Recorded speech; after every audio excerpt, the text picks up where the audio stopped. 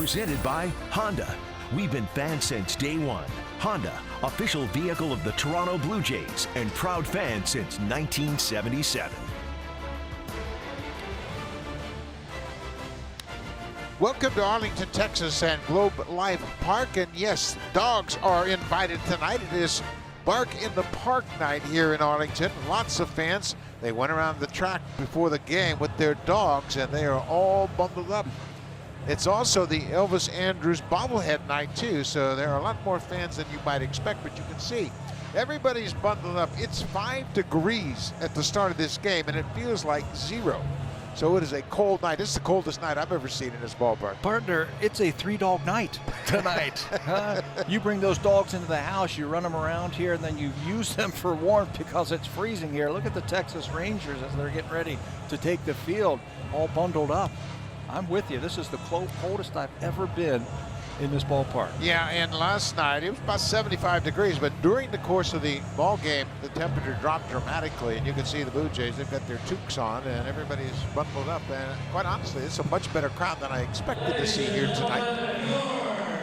And the Texas Rangers trying to bounce back. Texas off to a 3-6 start. Meanwhile, the Blue Jays are off to a great start. If they win tonight, they'll run their record to 6-3. It'll be their best start since 2010. John Gibbons had a plan of making it better. It's trying to get off to a good start in the early parts of the season, and they've done just that. Let's take a look at the lineup. The Blue Jays, 8 runs on 9 hits, and they did a terrific job with the clutch hits in last night's game. Josh Donaldson, he's extended his hit streak to 6 straight. 8 for 22 with a double, 2 homers and 5 ribbies. And how about Yonevis Solarte? 3 walks and a home run last night, and 4 of his 6 hits this season have been for extra bases, 2 doubles, 2 home runs, and he has been a real spark plug offensively for this ball club. Blue Jays get Mike Minor tonight, the 28-year-old lefty seeking his first victory as a starter in almost 4 years. He was selected by the Braves as the 7th overall pick in 2009. That was the June draft. He was out of Vanderbilt University. Got to the big leagues in 2010 and then missed 2 full seasons, 15 and 16. Where he didn't pitch because he had a torn labrum in his shoulder. Missed those 2 full seasons, came back last year, pitched out of the bullpen for the Kansas City Royals, actually has a save in his career against the Blue Jays. He did that last September. He gets to start tonight, another lefty for the Texas Rangers. Take a look at the defense, how they set up tonight against the Blue Jays. It's Ruin, Robinson, and Mazzara in the outfield, and on the infield, a new face at third base. Yeah, no Adrian Beltre today. It's his birthday today. He turns 39 years old, so he's not in the lineup today. So Jurickson Profar will get the start over at third base. He has made some starts at first base, second base, third, shortstop, and in the outfield in his young career. At one time, he was the #1 prospect in all of the minor leagues. Taking his second start at third base, giving the Gold Glover a night off, at least for the start of this game. Steve Pearce, he was 0 for 4 in the game last night. He is back in left field and leading off. Mike Minor is set. Here's the first pitch of the ball game. Upstairs for a ball, and we are underway.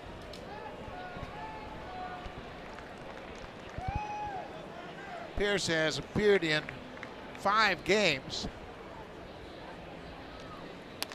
Remember back in spring training, he missed some time because of a calf injury. But he is healthy and ready to be back in that lineup now. You can see the temperature, it feels like 0.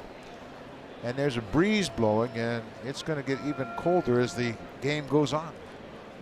The only similarities between last night's pitcher for the Texas Rangers, Matt Moore, and tonight's pitcher, Mike Minor, is they're left-handed. That's about it. Matt Moore, fastball is about 90, 92 miles an hour. He couldn't get his breaking ball over early in the game. Minor comes right at you. Minor spent 5 years with the Atlanta Braves, all but one of his games in Atlanta as a starter. From 2010 to 2014, and then as Pat mentioned, he had shoulder problems, had surgery to repair that torn labrum. There's a strike on the inside corner. As Pat mentioned, Minor has not won a game since August 28, 2014 as a starter. That was against the New York Mets in New York.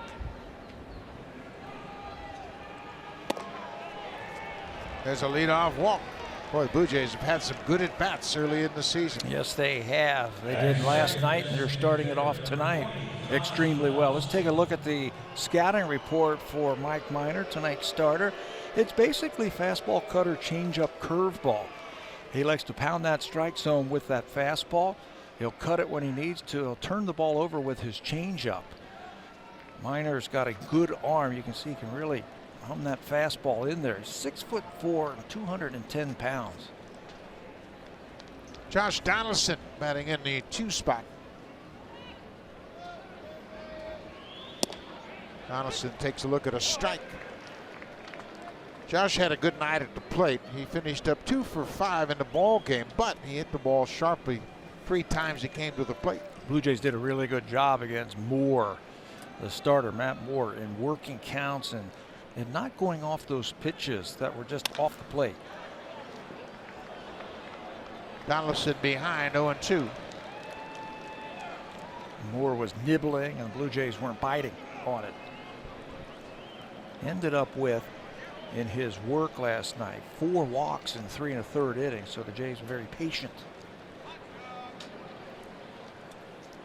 Overall in that game, the Blue Jays drew 6 walks.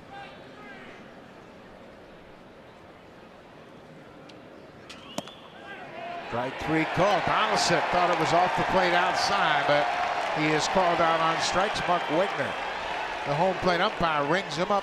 Looked like out of the inning. Looked like a backdoor cutter for Minor. He's tough when he keeps the ball down and keep it on the corners. Donaldson off the plate. Look at that ball cutting right back in there, and strike, says the home plate umpire. I think Josh was surprised a little bit that was called a strike. Tough pitch. It's off the plate so far, and then that break moves it back to the corner. This is Justin Smoke now. Smoke 1 for 3 with a ribby in last night's game. He's off to a terrific start. A couple of home runs, 10 RBIs. He's 11 for 29.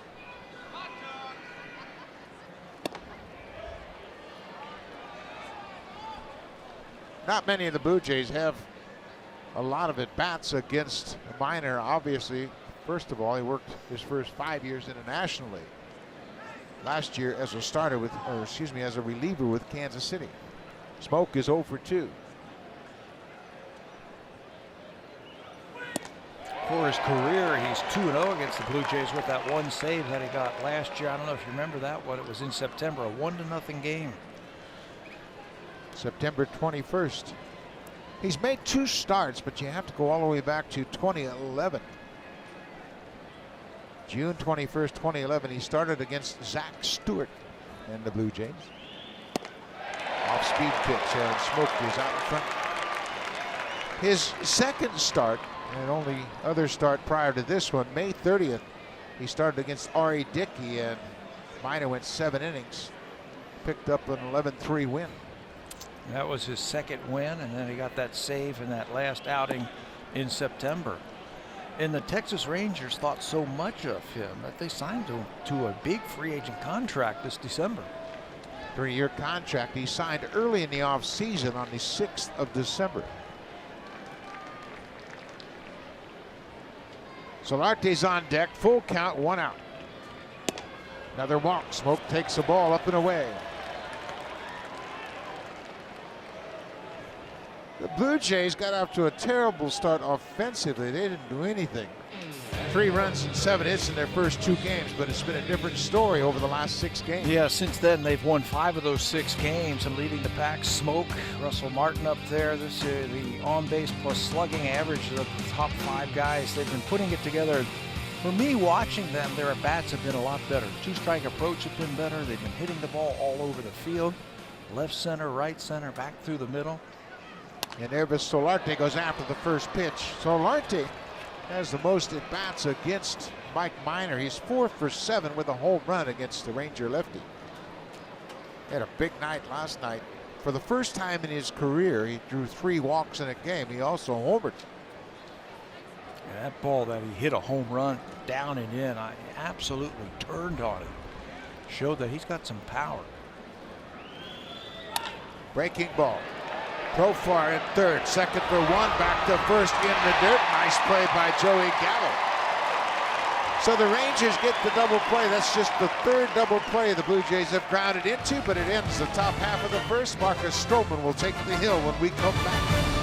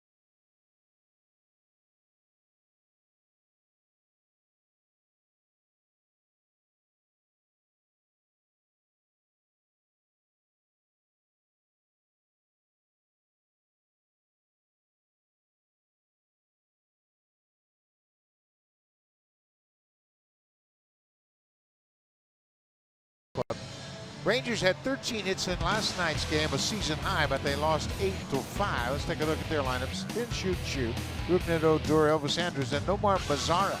Over his last 5 games, he is 7 for 17 with a double. He scored 4 runs. Then way down in the 9th spot, the center fielder, Drew Robinson. He's got a 5-game hit streak, 6 for 16 with a homer and 3 RBIs. He's a good-looking young hitter.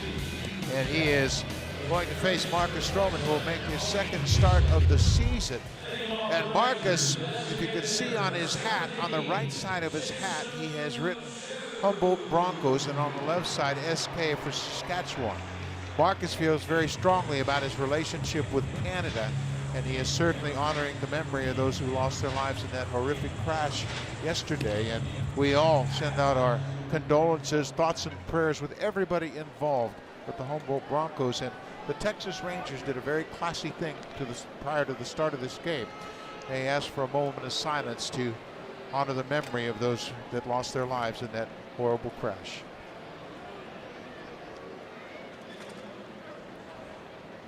So Marcus is set, and once again, it's just another reminder that sports is just a game.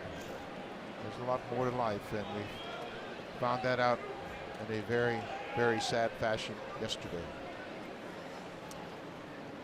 Shin Shu steps in. He has homered in 3 straight games.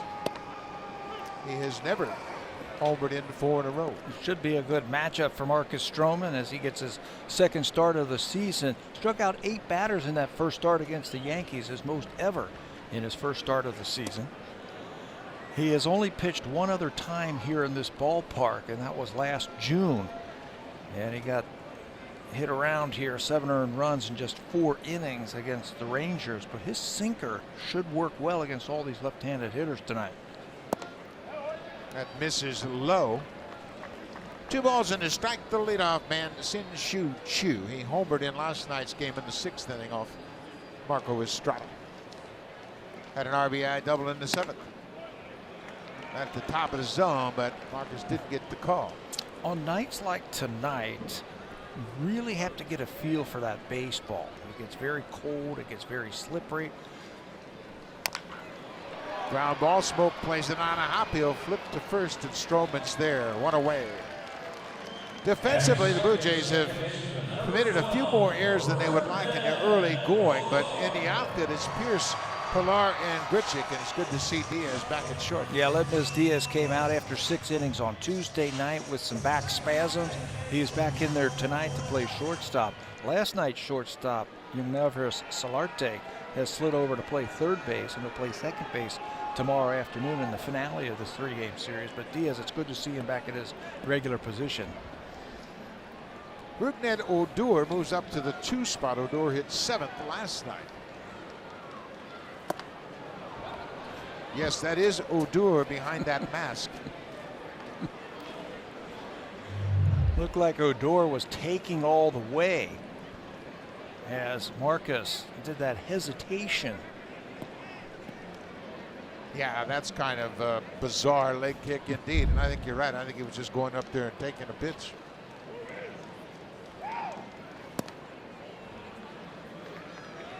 Two players, a little gamemanship. I think Marcus hesitated on him. Odor recognized that, and he was taken all the way with that exaggerated leg kick. Got to keep the ball away from him. Well, there's a good cutter inside at 87 miles an hour. You know what it's like to hit in weather like this. You played in Cleveland. And you're just praying that you hit the ball squarely. Anything that's not on the barrel hit squarely, you get an awful sensation in your hands. It takes a couple of innings before that sensation gets out of you. Breaking ball sharply hit right to the shortstop Diaz. Strong throw in time. 2 up, 2 down here in the bottom of the first. Marcus will get ground balls. He's the best in the last 2 years at getting ground balls.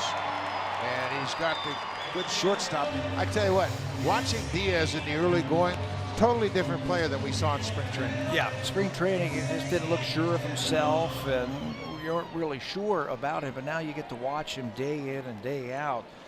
When he gets to it, he makes the play. He was telling me that he originally hurt his back when he swung and hit that home run earlier this week. Really swinging the bat well. This is Elvis Andrus. He's hit in 8 of the 9 games the Texas Rangers have played so far this season. 13 for 35. A homer and 3 ribbies. Says it's just the way he is as a hitter. He hits the ball all over the ballpark. His hitch yesterday went to right field, back through the middle. He actually pulled a ball. So tough to defend him. That's why the Blue Jays are playing it straight up against him. That's as straight up as you can get. There's a breaking ball for a strike. 2 balls and a strike. The number 3 hitter Elvis Andrus in his 10th season with the Rangers. He was acquired in a trade with the Atlanta Braves. One of the best trades the Rangers have ever made. He was acquired for Ron Mayhew and Mark Teixeira. They went to Atlanta. But Neftali Felice, Matt Harrison, and Gerard Saltamalaki all joined Elvis Andrus. Those were some of the young players that were down in the lower rungs of the minor leagues for the Atlanta Braves. They recognized that they were going to be good players. 3-2 pitch. Line over. Travis into right field. Andrus is red out. That's his 14th hit already this season. He's really become a very good hitter. I mean, a very good hitter. 20 home runs last year. That was a career high. But when you watch him hit now with 2 strikes, watch how he stays back. Breaking ball. He might step out there, but the hands stay back just long enough for him to rip that ball into right field. There was a time, as you see, Travis just missed that one. There was a time where you could get him out on breaking balls away. Now he hits them to right field. Nomar Mazara, he has 7 hits in his last 5 games. Mark Wagner, a little bit of a hesitation strike call. You have to kind of wait on him a little bit as he takes a good look at that pitch and then rings it up if it's in the zone. Hitters don't like that. They don't like when you hesitate just a little bit because they feel like you're guessing. Another ground ball. Diaz will step on the back. Marcus Stroman, no problem at all. 3 ground ball outs. He gives a 2-out single and nothing more. Scoreless after 1.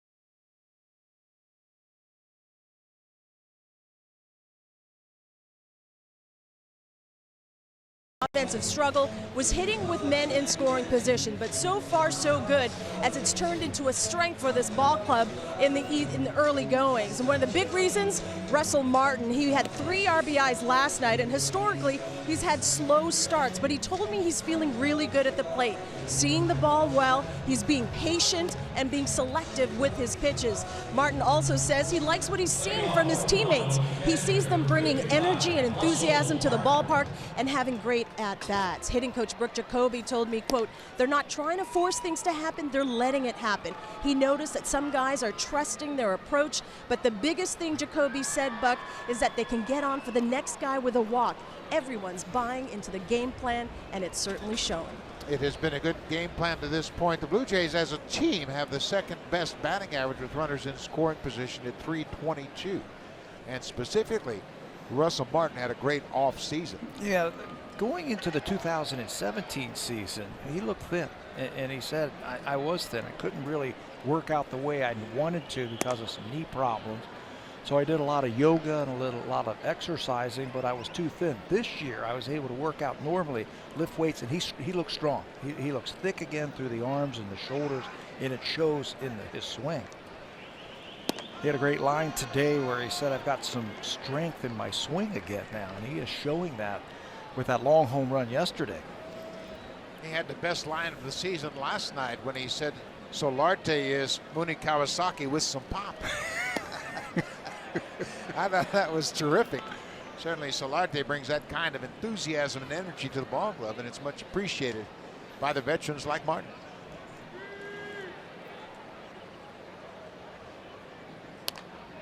Boy, he had a good cut at that ball. Yeah, he's taking what the pitchers are giving him, and when Jesse Chavez missed his spot, Russell put his head down and hit it off the back wall. He says, I'm sorry I had to do it against my buddy Chavez, but hey, that's the way the game goes. But he got all of that one. The most impressive at bat was, I thought, the 2-run single off Matt Moore.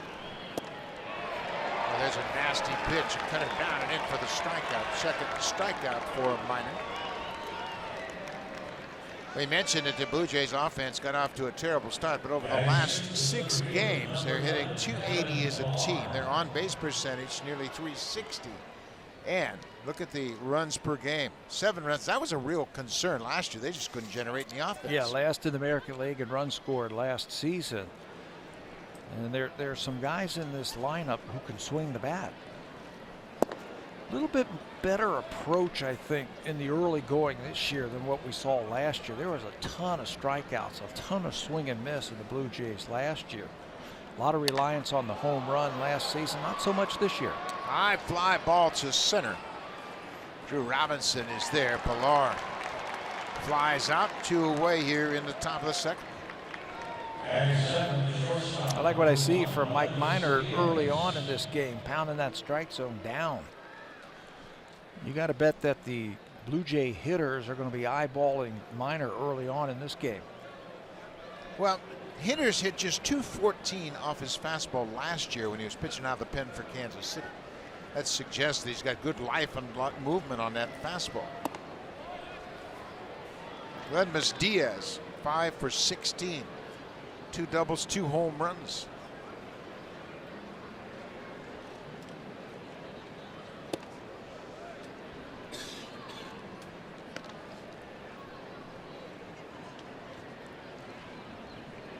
Diaz facing Minor for the first time.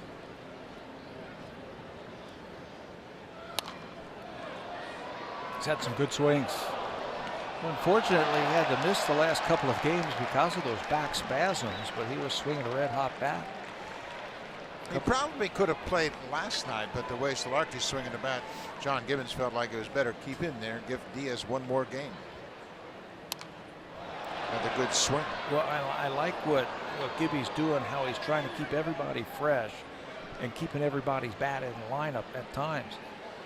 Solarte was swinging a hot bat. He was rewarded with a home run and 3 walks in yesterday's game.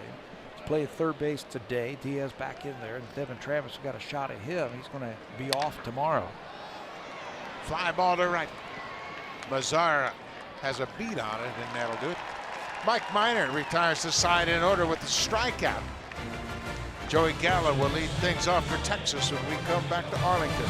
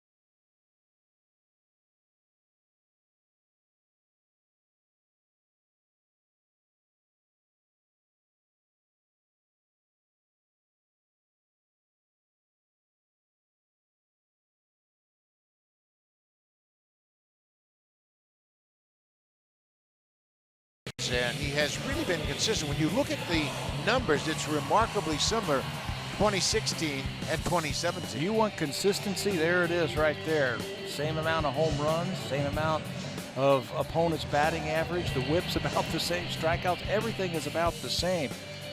And I love the innings pitched, 200 innings pitched in both 16 and 17. Only 6 pitchers have thrown more innings than Marcus over the last 2 seasons, and it's the who's who really in pitching. Corey Kluber, Max Scherzer, Rick Porcello, Justin Verlander, Chris Sale, Jeff Smargian. The only pitchers to throw more innings than Marcus over the last 2 years. This is Joey Gallo. Gallo hit in the 2 spot in last night's game, dropped down against Stroman into the 5th spot.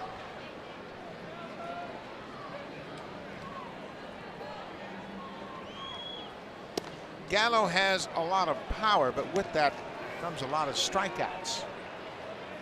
He had his 50th home run on Wednesday against Oakland, but he has a career 200 batting average. And he takes a leadoff walk.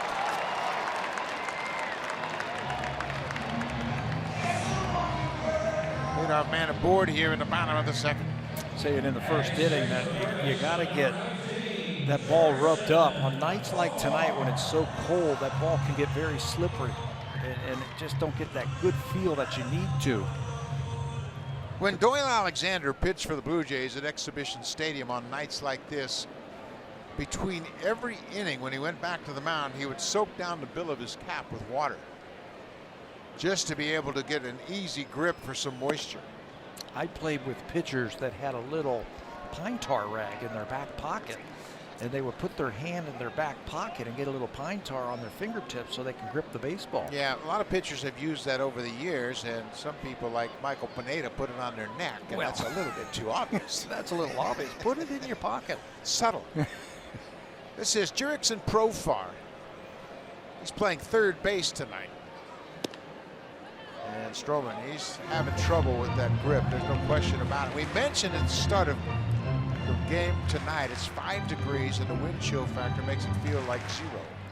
Those balls look very shiny too, very white and very shiny. You'd like to get them rubbed up with some of that mud and dirt so you can get a little grip on it.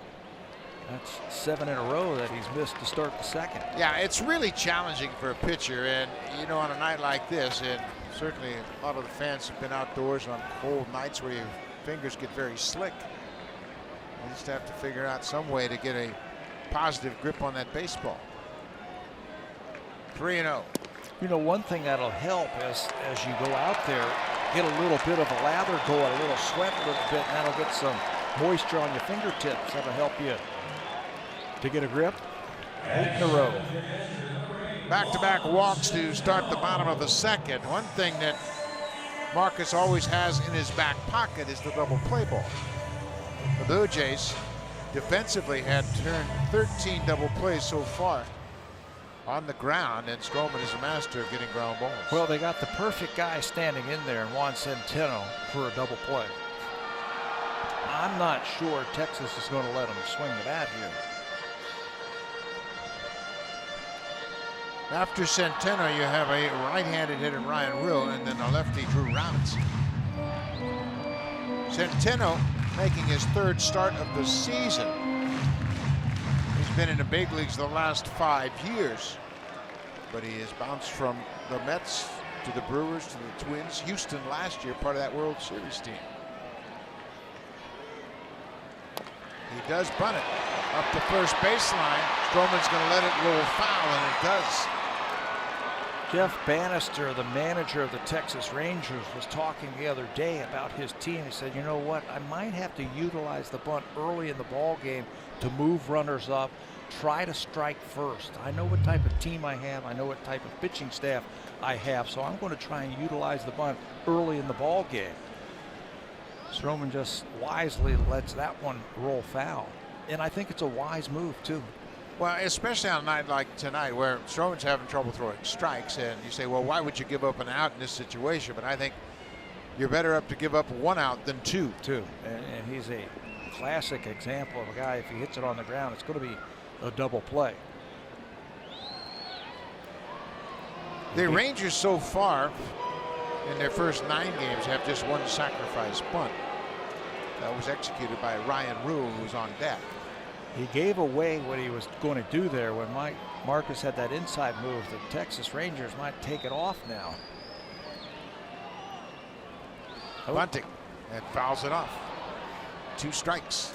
You know, I thought they might have put the wheel play on where they tried to get that runner at third base after they saw that he was going to square around once again. Probably take it off now. We'll see. Centeno was picked up off the waiver wire from Houston in November. He's a prototypical backup catcher.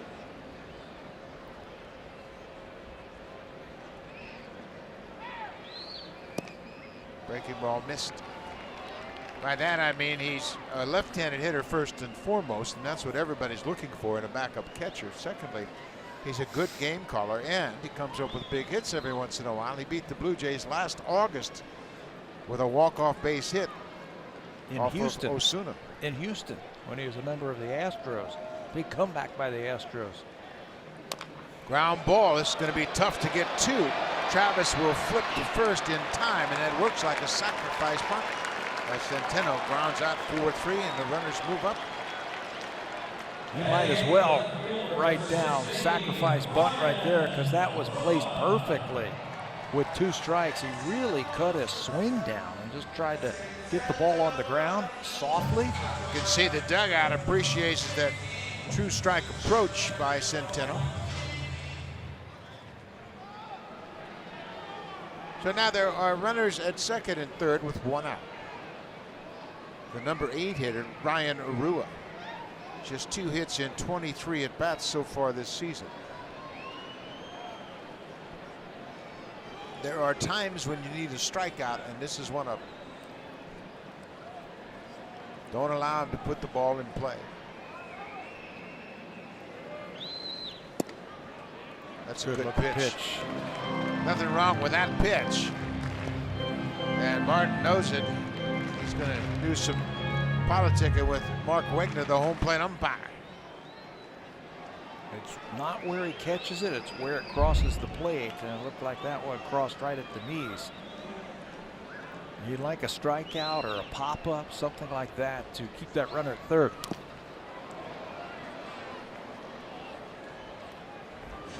Bottom to strike now.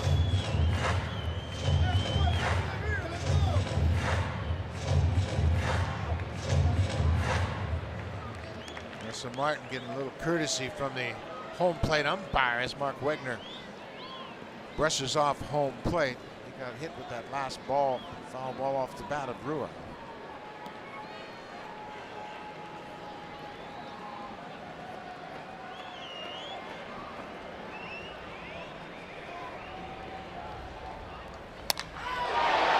Driven into right. That's going to be over Grichuk's head. He caught it. What a terrific catch by Grichuk. As he extended, looked like the ball was over his head, and at the last minute he stabbed it. Made a terrific catch. Buck, I didn't know how he was going to get to this ball when it left the bat. It looked like it was for sure a two-run double. Profar, the runner at second base, was all the way to third base. He almost passed Joey Gallo at third base because he thought it was going to be a double. But the ball slices back to him. He never gives up on this ball, reaches out and just hauls it in. How about that play by Grichuk? And if he comes up firing, there's the runner. Look at it, he almost passes him. He's got to go back. If he comes up firing to second base, they have a shot at doubling up before the run scores. What a terrific effort by Randall Grichuk. He saved that second run for sure. But Texas has taken a 1-0 lead. The first of those 2 walks has come in to score. Rua with his 4th RBI. Check that, his 2nd RBI. This is Drew Robinson. He's got a 5-game hit streak.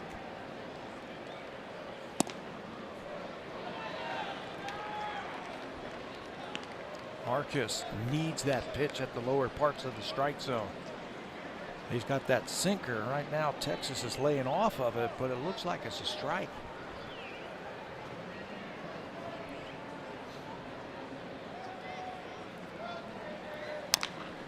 Ground ball, Smoke backs up. He'll go to the bag, flips to Stroman, and the Blue Jays are out of the inning, but the leadoff walk to Joey Gallo. The Rangers cash it in. Ryan Rue with the sac fly, and the Rangers have taken a 1-0 lead.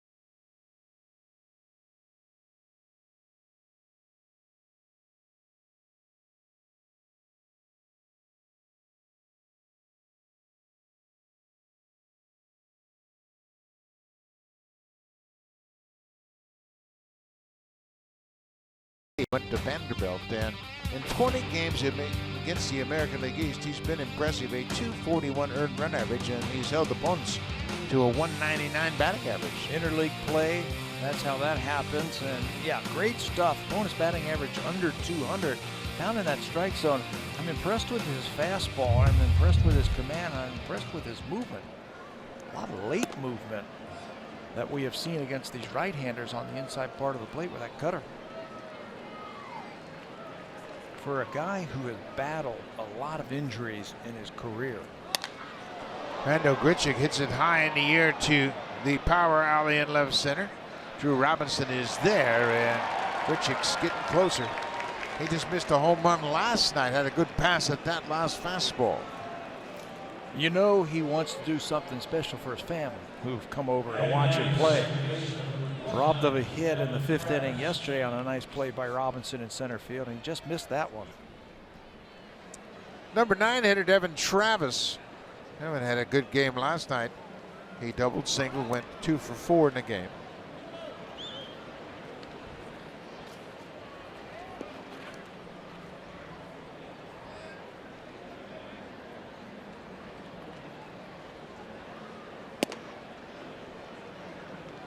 Boy, Mark Wegner's got a small strike zone for both clubs.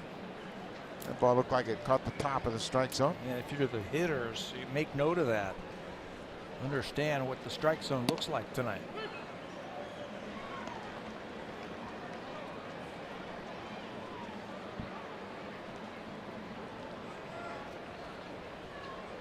So Martin doesn't agree with the strike zone so far. Ground ball to short. Andrews quickly fires, skips it across the diamond in time. Joey Gallo's made a couple of nice picks early in this ball game. That was an easier one for Gallo because Andrews, it looked like he was skipping that over on purpose. It looked like he was trying to just skim it right off the grass and give Gallo a nice easy hop. Backhanded the ball, just 17 errors last year. He's got the record for the most games played at shortstop in the Texas Rangers history. He and Odor, they are rock solid up the middle for the Rangers. Back to the top of the order. Steve Pearce drew a leadoff walk his first time up.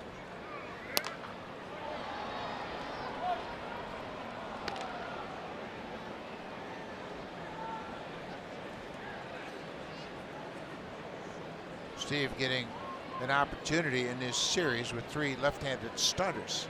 Cole Hamels will take the hill tomorrow in game 3 of this series.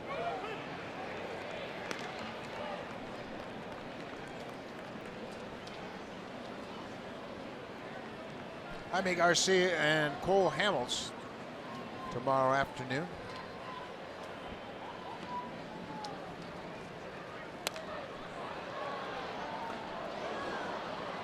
Garcia off to a good start to his Blue Jays career. He was good his first start of the season. 6 innings, a run on 4 hits, a couple of walks, and 7 strikeouts against the White Sox. That was on Monday.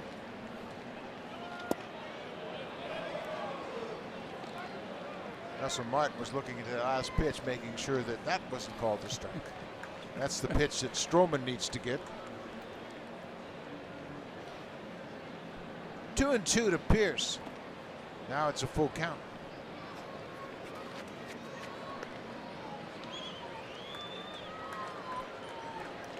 Josh Donaldson is the DH tonight. He was called out on an outside cutter his first time up.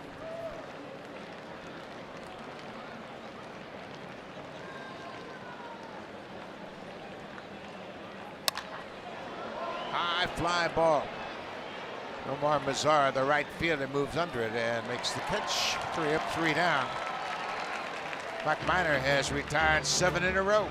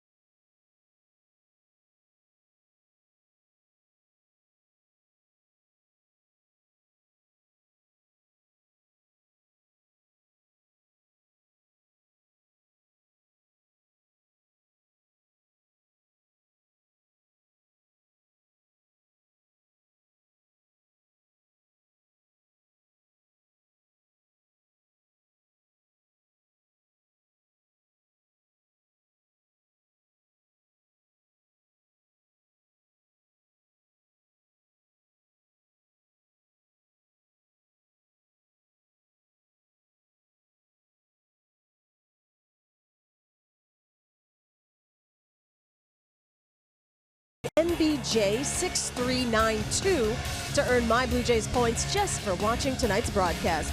Your entry box can be found on your My Blue Jays homepage. Don't forget, your code must be entered by 4 a.m. Bye. Thank you very much, Hazel. There's a Blue Jay fan with a souvenir already. Everybody is bundled up. It is cold. And very unlike Arlington, Texas, that's for sure. At least in April. So, the bottom of the third. Top of the order. Sin Shu Chu takes a first pitch strike. He tapped back to the pitcher's first time up. He's now 0 for 7 against Stroman. Yeah, he might have to use some of those four-seamers to the top part of the strike zone tonight also. As a pitcher, you don't want to just keep throwing the ball in the same spot time after time. Batters are going to pick up on that.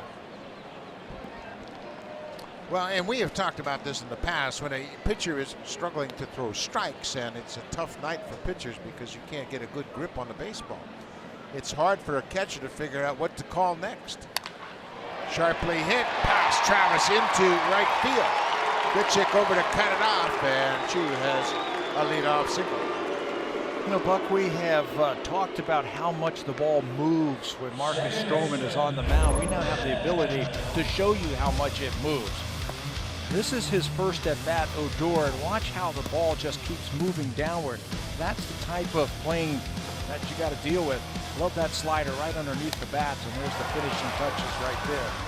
I think for Marcus to be successful, that slider's got to get inside to those left-handed batters. Odor, you saw he grounded out to shortstop his first time up. Little looper into right field. Grichuk is going to get there and make the catch. Odor is retired on one pitch. A little bit easier play than the great play he made last inning. For sure, you know, they have a stat that's called defensive runs saved. That was one of them right there by Grichuk. He saved a run by hauling that ball in right center. Great play. That's the beauty of playing a defensive position. Even when you're struggling with the bats, you can help your team out with a good defensive play. Grichuk did that for Stroman. Elvis Andrus, well, he continues to swing a hot bat. He singled his first time up. He now has 14 hits on the season. This is the 10th game the Rangers have played. You mentioned it, how he had a breakthrough season last year offensively at 297. Yeah, with power too. 20 home runs last year for Andrus, and you knew that eventually the more time he spent in the major leagues, he came up at such a young age that he was going to figure it out. He was going to fill out, get a little bit bigger and a little bit stronger. He's become a good hitter, good breaking ball hitter too.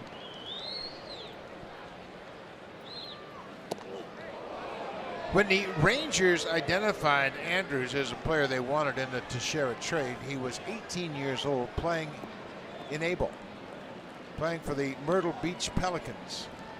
And that's good scouting. And at the time, the late Mel Didier was working for the Texas Rangers, and he was part of that trade.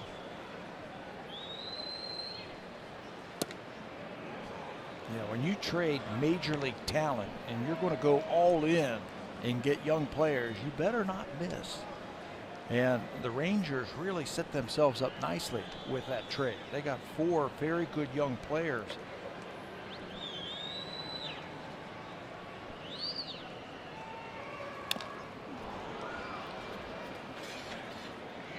Fouled off of the plate. It's now a 3-2 count to Elvis Andrus.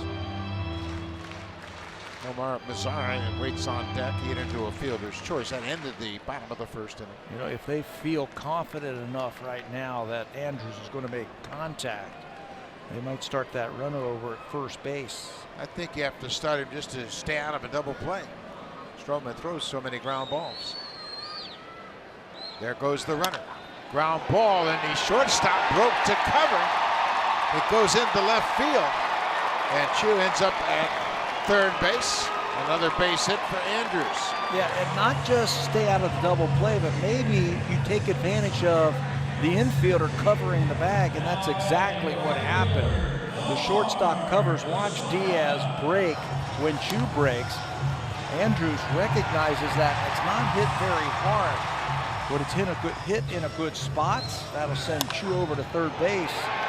Perfect example of the hit and run. Now you wonder why the shortstop was covering with a right-handed hitter.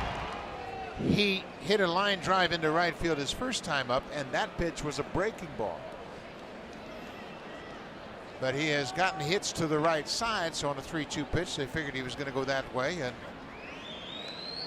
that created a hole at shortstop. Nomar Mazara goes after that breaking ball. Stroman jumps ahead.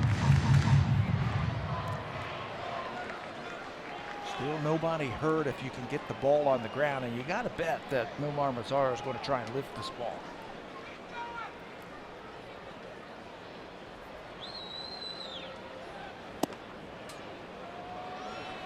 Just off the plate outside. Again, that strike zone very conservative tonight for both sides.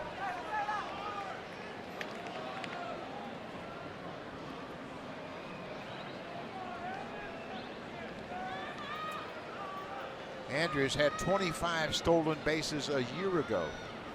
He's at first. Not running here. Nice pick by Martin. The Pitch Tracker is brought to you by Coors Light, official beer of Major League Baseball. Yeah, I got to leave that runner over there at first base just for that left-handed power hitter to have a hole to shoot for. He's going to try and lift the ball into the air or get the head out and try and pull the ball to right field. With Smoke having to hold that runner on at first base.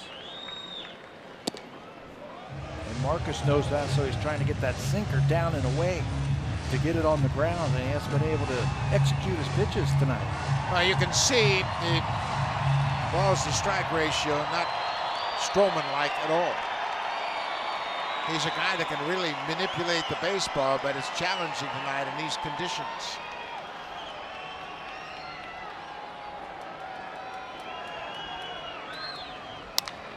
Ground ball. Travis, second for one, back to first. What a double play! Oh my, what an effort by Devin Travis. A very determined grab and then a throw to Diaz at second.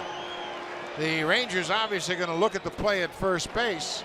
Mazara called out on a double play, which theoretically ends the inning, but you can see Stroman still strolling off the field. Here's a look at this good defensive play. Tries to pull the ball to the right side, but Travis is there. And how about the finish by Diaz over to first base?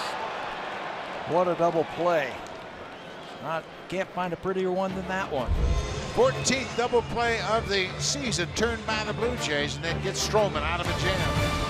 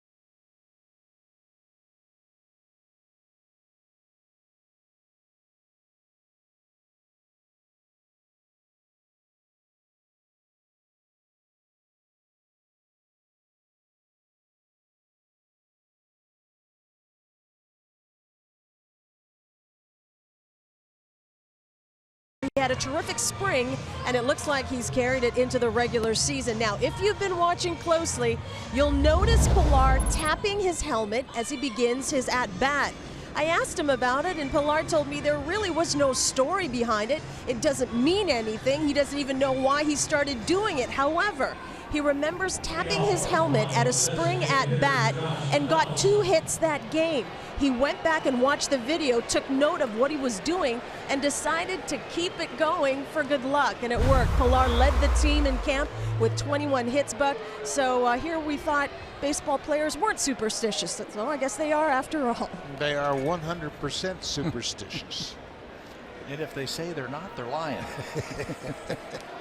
So Josh Donaldson will lead things off. The Blue Jays trail 1-0. Looking for their first hit of the ball game. 2 base runners reach base in the first, couple of walks. But the double play off the bat of Solarte ended that inning. Donaldson gets sawed off. Rolls it right back to the pitcher's mound, 1 away. He's got a nasty cutter working right now. He struck out Josh on a backdoor cutter his first time up. And that time looked like Josh was looking for the ball outside again, and he crossed him up and threw one inside. And hit one off the label that time. Mike Minor really gained the velocity back last year while pitching as a reliever for Kansas City. Picked up a couple of extra miles an hour on his fastball, and he's carried that into this season. You mentioned he signed in December, right away in the off season, a 3-year, $28 million contract with Texas. Texas knew something about Minor. Well, they saw him pitch very well, and he was the Royals pitcher of the month in May when he went 2-0 with a 113 earned run average. And then again, he was a pitcher of the month in September when he had a dazzling 0.66 ERA. He was actually closing some games for the Royals at the end of last season.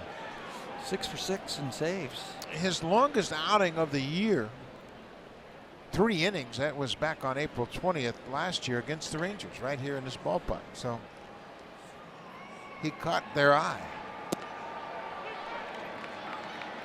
Change up for a strike. 2-2 to Smoke. 1 out. Top of the 4th inning.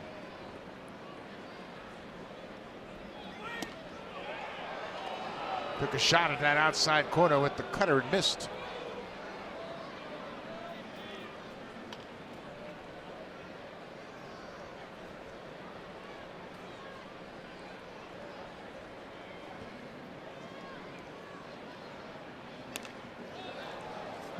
Didn't take anything close, and Smoke fouls off that outside pitch. Whenever Solarte hit into an inning-ending double play in the first.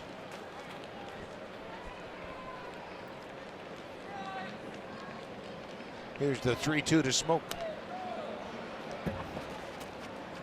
What happened there? It looked like Centeno got hit. I'm not sure if he got hit with the bat or the foul ball, but something hit him on the left hand or arm. Smoke felt something. The backswing from Smoke. There's a foul tip, and yeah, right off the elbow, and that looked like Smokey buckled just a little bit right at the end. And it looked like Smoke caught his spikes, and he caught Centeno on the left elbow with that bat. Another 3-2 pitch. Breaking ball cut on and missed. Smoke strikes out. 2 away. So that'll bring up Yervis Solarte, who's playing at third base tonight. Boy, he's been a pleasant surprise with the bat. Well, he walked his first 3 times up, and this was the first time he was able to swing the bat last night. The Rangers gave him something to hit, and he covered it right down the right field line, and you have to admire that one. His second home run of the season. He's got some pop in that bat, and I'm going to tell you, I think now coming over to the American League East and getting some regular playing time, you know, I think you can bank it that he's got the ability to hit 25 home runs. Had 18 a year ago in a pitcher-friendly ballpark in San Diego. The ball really jumps off of his bat when he connects. He has reached safely in 11 of his last 28 plate appearances.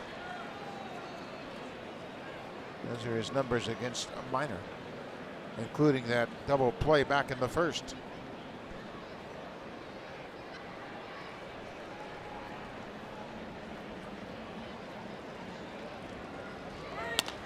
pulled on the ground. Profar at third takes his time, fires across the diamond, offline, but Gallo tags out Solarte. 3 up, 3 down. Mike Minor is settled in nicely.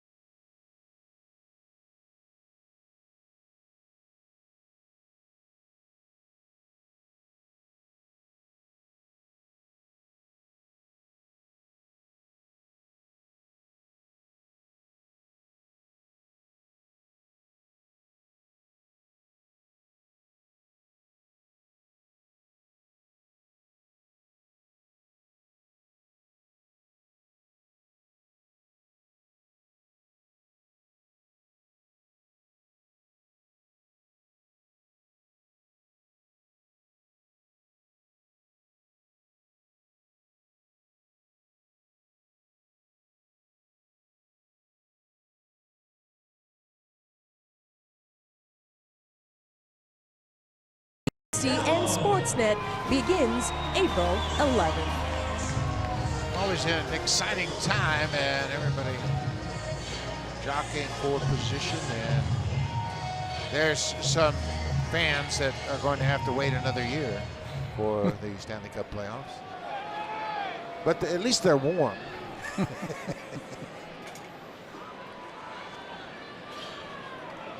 So it'll be Joey Gallo leading things off. He has scored the only run of this game. He drew a leadoff walk off of Stroman in the second, came around to score on the sac fly by Ryan Rua. You're going to get a lot of power from Joey Gallo, but you're also going to get a lot of strikeouts from this young hitter. You got 41 of them last year, 41 home runs.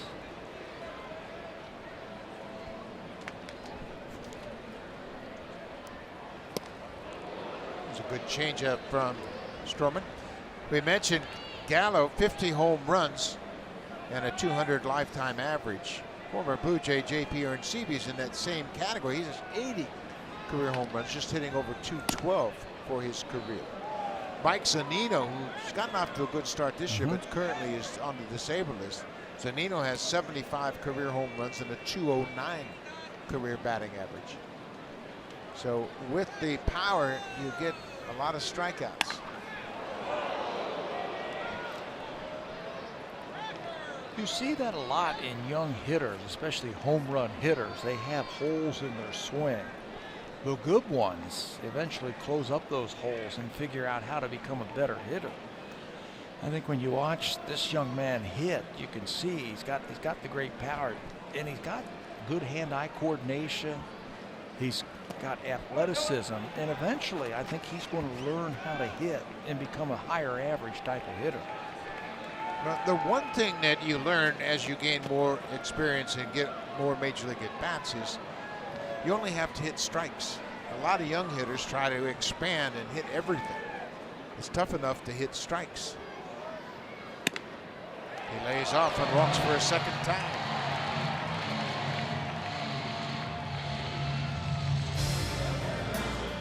The 2018 Civic. When it leads off, it leads for good. Honda, proud fan since 1977 and the official vehicle of the Toronto Blue Jays. That seems like an appropriate dog to be here tonight. A husky on this cold night. It's Bark in the Park night. Fans got to bring their dogs into the ballpark, and they paraded around the warning track prior to the start of this game. It's a great crowd for a night like tonight. It's better than I anticipated. The Blue Jays did not take batting practice on the field prior to this game. The Rangers took a very abbreviated batting practice.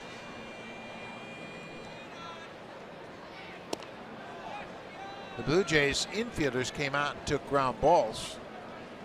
They wanted to move around a little bit and get loose, and especially for Solarte, who's playing third. He played shortstop last night, and for Diaz to get back on the field. Yeah, and you got to get out here and get used to the elements if there's a way to do that. Get out here and just deal with it. The worst thing you can do is stay in the clubhouse the whole time, and then right before game time come out here, expect to get loose and get yourself ready to play in this type of weather. A ball in, 2 strikes on Jerickson Profile. Ground ball through the right side. Base hit. A leadoff walk and a single. 2 aboard, nobody out. Let's check in with Jamie Campbell.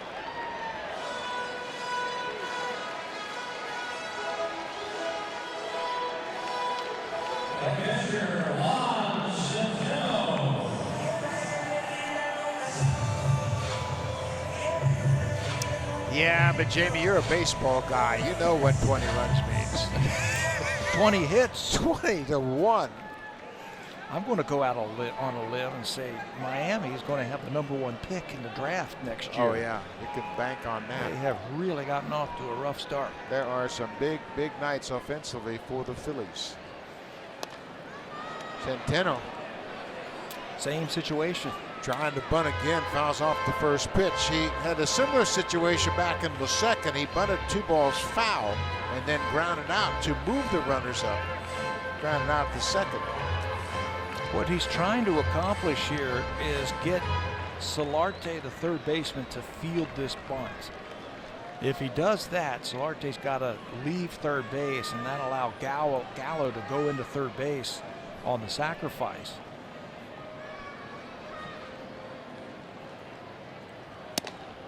They took the bunt off. Stroman delivers a strike. It's 0-2. That might have been the best pitch, the bunt right there. And they took it off.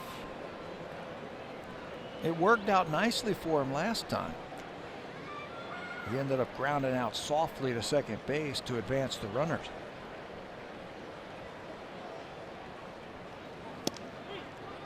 He's called out this time on an inside strike. That's the first strikeout of the night for Stroman. First out of the inning here in the 4th. You know, I love Marcus Stroman's 2-seam fastball because it comes back in against righties. Once he masters that, where he can sink the ball to lefties down and away, backdoor them down and away, and then come in and lock them up like that, that's going to be a big pitch for him. He picks up a big out without advancing the runners. Ryan Rua has the only RBI in this ball game. That sacrifice fly came in the second inning.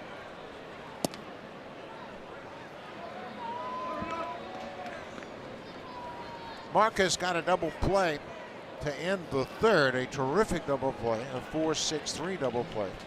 Started by Devin Travis, who dove to his left and from his knees threw a strike to second to Diaz.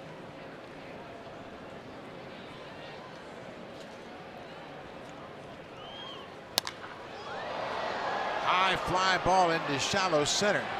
Pilar is there. He calls for it, 2 away.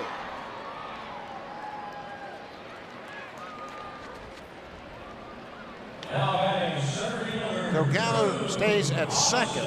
Profar's at first. Now there are 2 outs. And the #9 hitter will come to the plate, Drew Robinson. Not out of the woods just yet. Leadoff walk and then single. Got the strikeout and the pop-up. He's going to have to deal with Robinson. Had a hit in last night's game. He got some speed. He just slaps the ball around the field. I don't think the outfielders have to play that deep against him.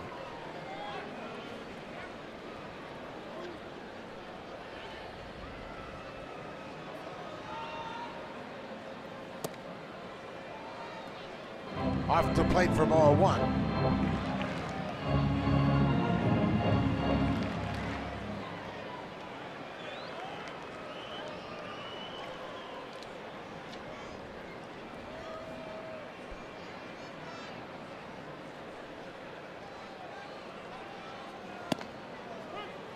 That hesitation, and Stroman delivers a strike. If you're just joining us and you notice Stroman's baseball cap, he has acknowledged the Humboldt Broncos on the right side and the Saskatchewan on the left side to honor the memory of those that lost their lives in that horrific bus crash.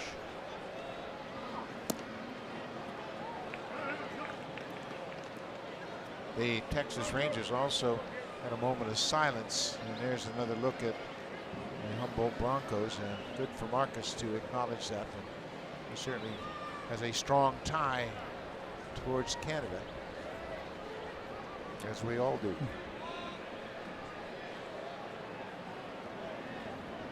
Two and one, 2 outs. Drew Robinson at the plate. Cut on and missed. Now it's 2 and 2.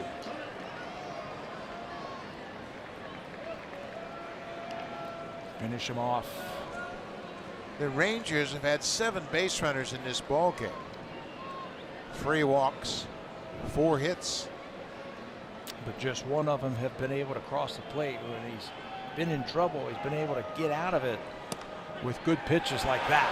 And that's a terrific pitch. It's the same pitch he got Centeno on earlier in the inning. 2 strikeouts, and Stroman is out of the 4th. It's a 1-0 Rangers lead as we head to the 5th. Now time for Blue Jays Central Update. Here's Jamie Campbell and Joe Siddall in the Samsung broadcast studio.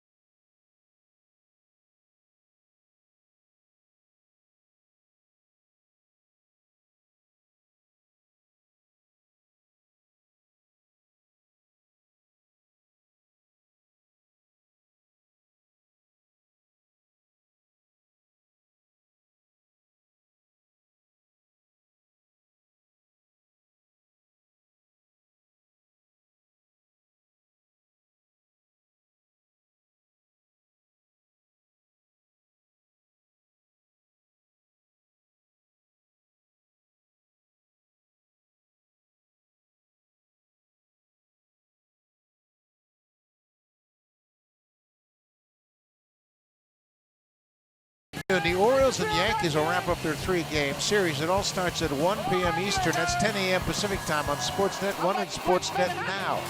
The Yankees won 8-3 after losing a tough one in extra innings on Friday night. The Yankees behind Sonny Gray, who picked up his first win of the season. It'll be Mike Wright going to the mound for the Orioles against Jordan Montgomery. No home runs in that game today. 8-3 between the Orioles and the Yankees. Matt Austin had 2 more hits. Brett Gardner had a couple of hits and 2 RBIs, and Aaron Judge drove in a pair. Chris Tillman had a rough outing. He slips to 0-2 with an .868 earned run average. The Blue Jays will go to Baltimore after tomorrow's game and play the Orioles in a 3-game series. Russell Martin. Looked like he might have been taken all the way there, 2-0. Wasn't real happy with that pitch. Not his happy zone. Miner's done a good job of keeping that ball away from the power of the right-handed batters. He's throwing that cutter very well to the outside corner. 2-2 to Martin, leading off the top half of the 5th inning. There's another one. Not a lot you can do with that ball in terms of power, unless you slice the ball down the right field line. He's just trying to pitch away from that power stroke. Russell's home run went into the Blue Jays bullpen last night, part of a back-to-back 6-inning home run barrage.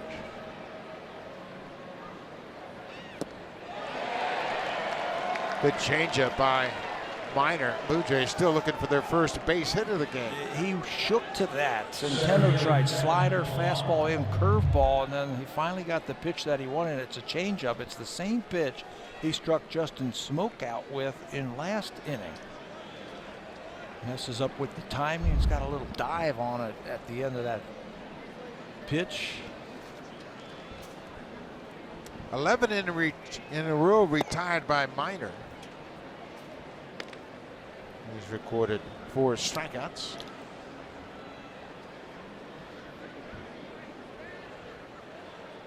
There's Pilar touching that helmet before he gets set in the box.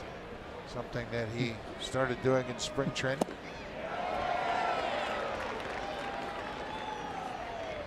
Hitters will go through that, won't they?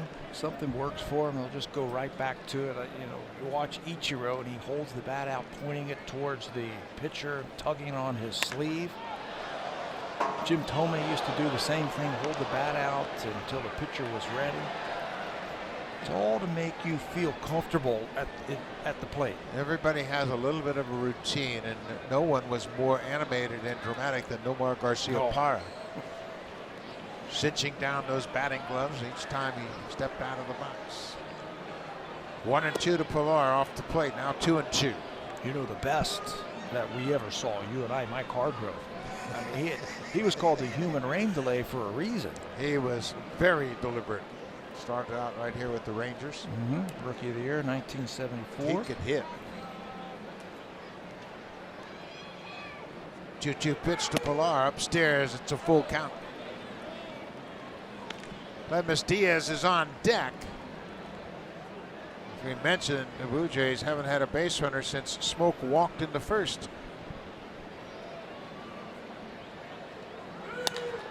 We're going to drive deep to left field as that ball is going to be off the wall. It's past Rua, and Pilar is headed for third. Here's the throw to third. Pilar slides in ahead of the throw, safe. The first hit for the Blue Jays and the first triple of the season for Kevin Pilar. Went back to that changeup, 3-2 once again. Same pitch that he threw to Russell Martin. Russell's pitch was down and away. This one stayed out over the plate for Pilar, and he smokes it to left field. Now the left fielder Rua got too close to the wall, and that thing bounced away from him. The play's right in front of Pilar, and he's got to judge where the ball is and how fast of a runner he is, and he works it out perfectly. You can see Rua get too close to the wall. Ball bounces away from him. By the time he runs it down, Pilar's going to be at third. The 6th career triple for Kevin Pilar. Rua had that ball get away from the Rangers infield is in on the grass. I mean, they're not even on the dirt. They're steps onto the grass, both Andrews and Odor in the middle of the infield. They'll step in and get right on the grass. And I think if you're the Blue Jays, you got to make this ball go through because they're so close. There's just one out. And if you make the ball go through, and they make the play and you get an out, you still have a runner at third base.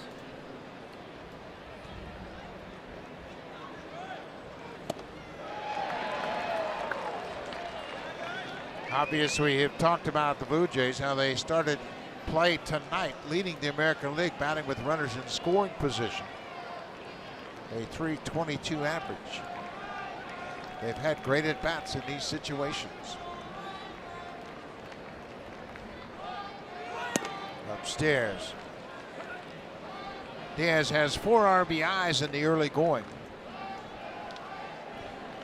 You can see that fastball where he's throwing it upstairs to try and get him to swing at it or pop it up. All those fastballs are upstairs. They might try and slide something under his bat now. Pulled foul. That was the cutter. That's exactly what they had on their mind. As a hitter, you got to think along with that pitcher. What does he have to get me out? What do you think he's going to go to?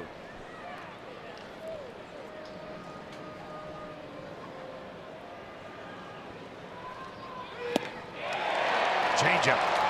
Minor strikes out Diaz for the second out of the inning. His 5th strikeout of the game.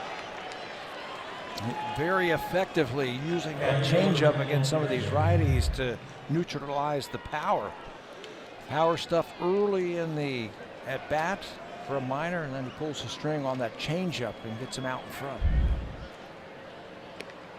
Mentioned the Blue Jays as a team entering this game batting .322 with runners in scoring position. They need a big hit now with 2 outs. Randall Grichuk. High fly ball.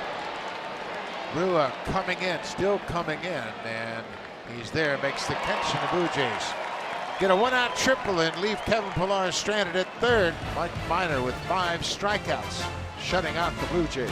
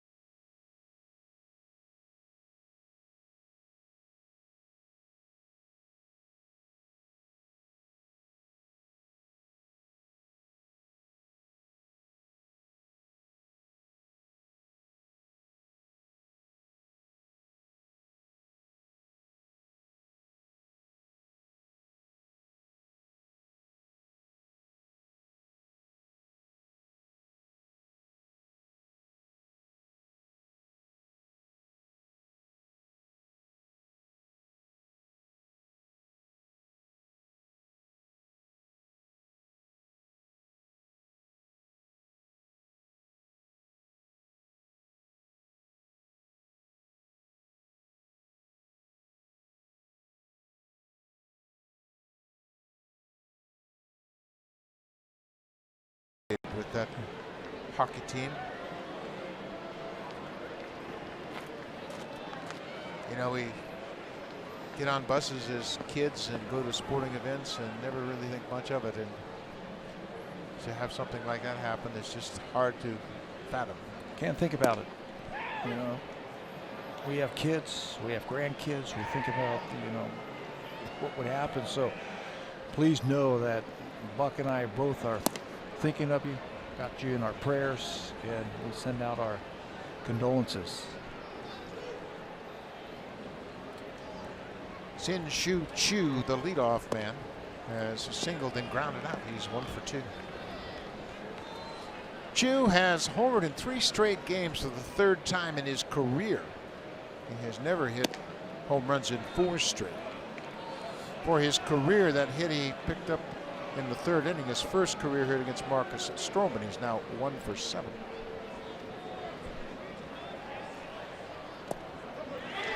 He draws a walk. That is 4 walks issued by Marcus, and we have mentioned how difficult it is for both pitchers to get a grip on it. And you say, well, Minor hasn't had much problem. Well, Minor had 2 walks in the 1st inning himself.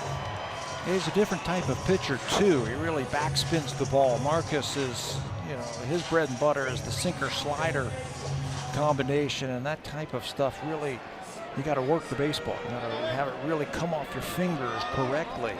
And on a night like tonight, when you don't have that good grip, and you can tell that he's fighting the grip just a little bit, it's one of those things.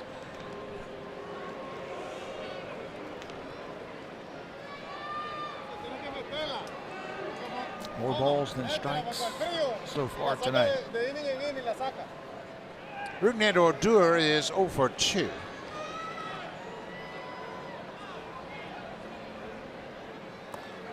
Breaking ball in the dirt, smothered by Martin.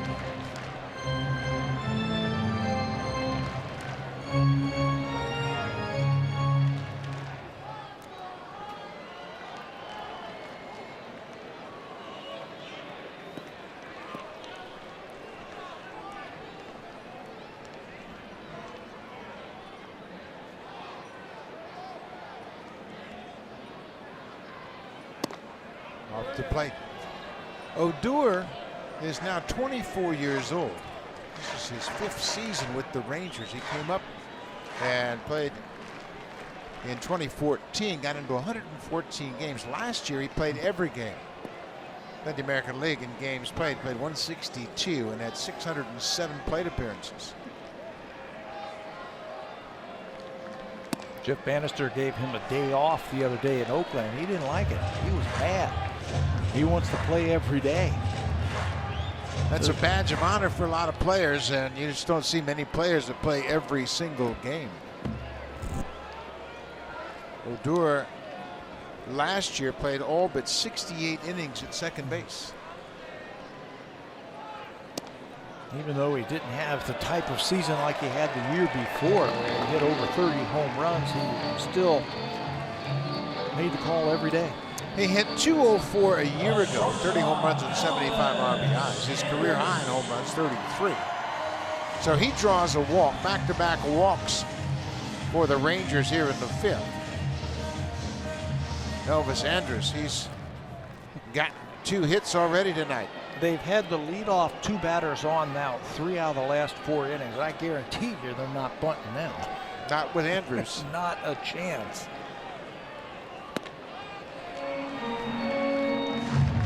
First up for the Blue Jays tonight, Danny Barnes.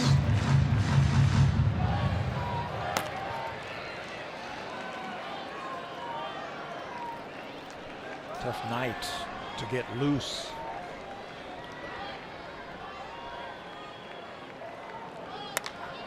Fly ball, not that deep. Pilar coming in, still coming in. He calls for it and makes the catch. Andrews retired for the first time tonight. Hit a home run with any project this season. Home Hardware, proud sponsor of the Toronto Blue Jays.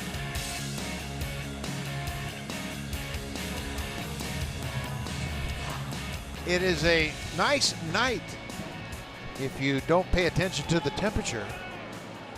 The game time temperature, 5 degrees with a wind chill of 0. Mind over matter, right? If you don't mind, it shouldn't matter. I'm cold. I'm sorry. 1 out.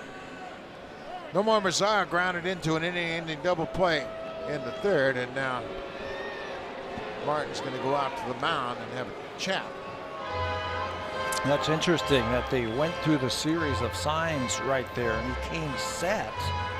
And that's when Russell, there was some doubt in his mind what they were going to do, so he just called time, took it upon himself to go out there and talk to his start. Second mound visit charged to the Blue Jays. Russell was out earlier when Marcus was having trouble early in the ball game throwing strikes. 5 walks issued by Stroman so far in this game.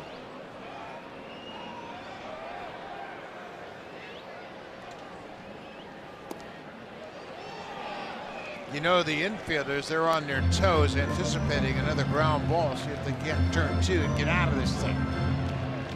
This is where you got to want the ball hit to you. Expect the ball hit to you. It was a great play by Devin Travis back in the 3rd inning to end that inning off the bat of Nazaro. Nazaro's got some power. He's going to look to lift this ball this time.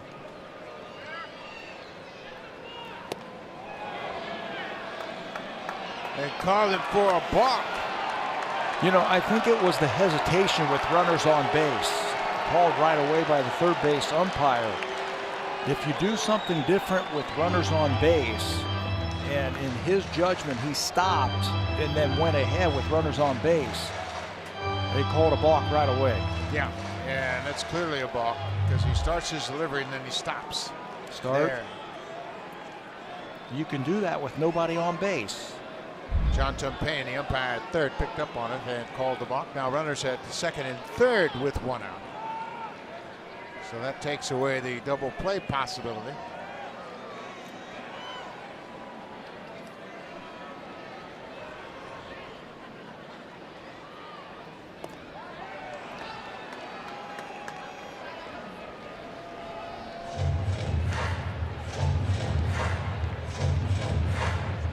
Another left-handed bat is on deck, Joey Gallo. They mentioned that the Rangers have 7 left-handed hitters in this lineup. One of those is a switch hitter, Jerkson Profar, in the 6th spot. But they have stacked their lineup tonight against Stroman. And they have laid off that ball out of the strike zone.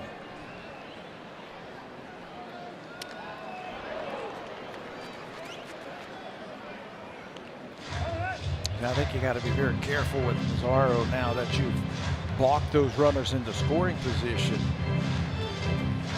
You have a base open over at first base. See if he'll get himself out.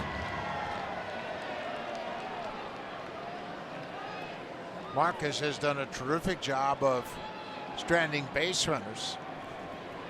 Second and third, they've stranded 5 so far in this game.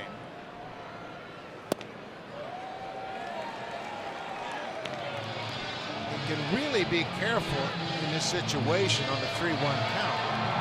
Yeah, if you walk them, no problem. Get a fresh count with Joey Gallo. And you can either get a ground ball double play, or there's a good chance you could strike him out and still get out of this inning without any run scored. Well, you don't have to throw a strike here. Breaking ball for strike 2. It's a full count.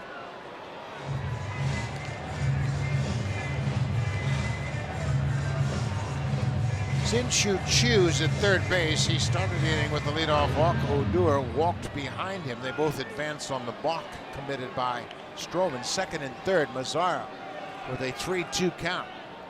Joey Gallo on deck, just 1 out. Got it. Big strikeout for Stroman. His 3rd strikeout of the ballgame. He wasn't going to give in and just give him a cookie. He gave him that good hard slider on 3-1, and he came right back on 3-2. Look at the movement and the depth on that pitch. That's a huge strikeout to get a good hitter, an RBI man. Drove in 100 runs last year for Texas, and he leaves a couple of runners on. Joey Gallo has walked twice tonight.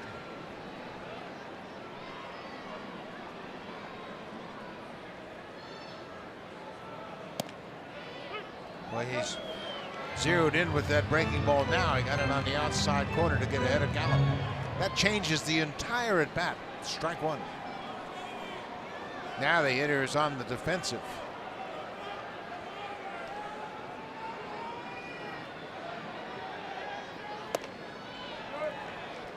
His fastball he hasn't been able to throw for strikes, but the slider the last couple of batters he's been able to place. He was able to strike out Centeno and Robinson in the 4th inning with that inside fastball.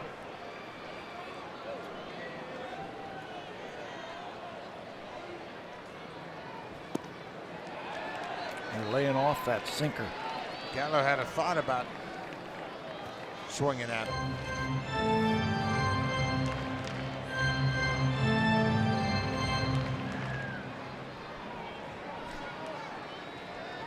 Marcus has allowed just 4 hits, and he's done a terrific job of pitching out of jams. Fair ball. That's going to score 2.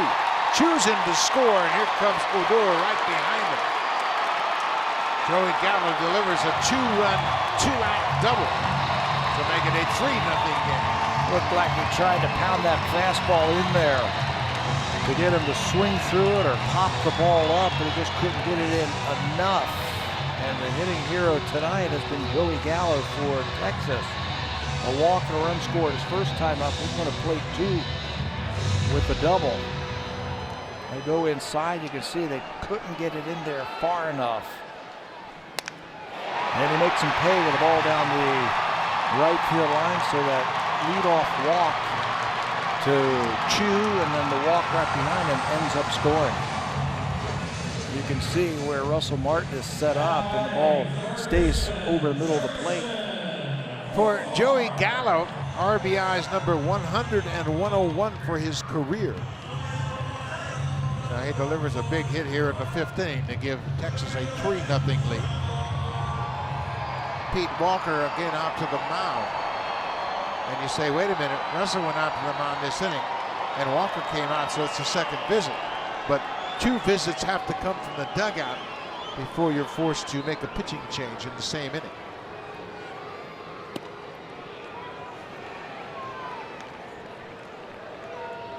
Jurickson Profar has walked and singled in his 2 plate appearances.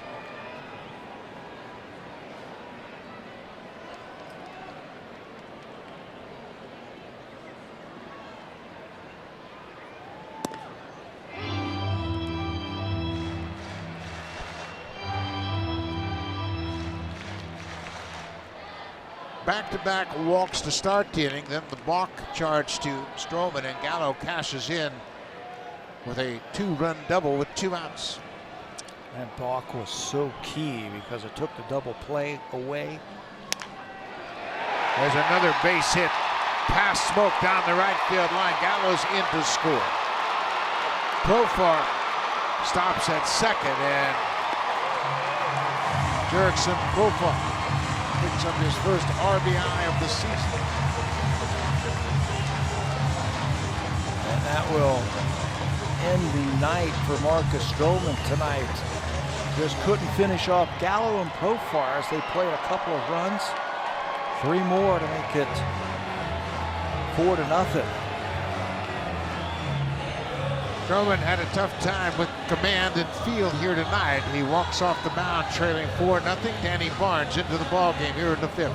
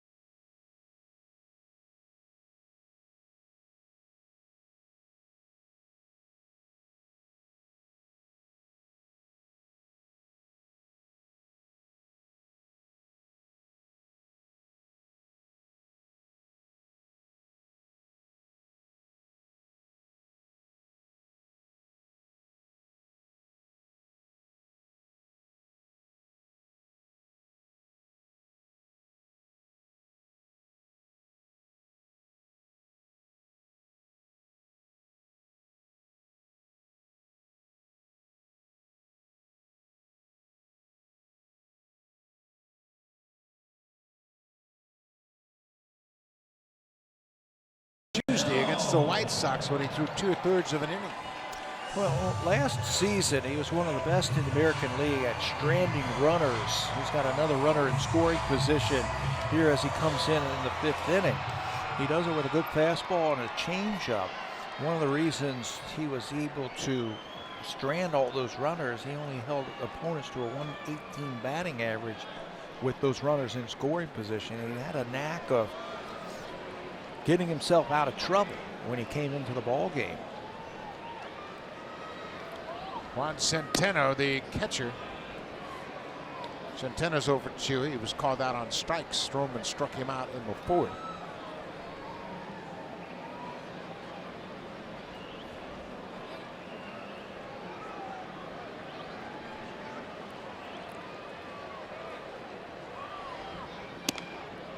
Off the plate outside.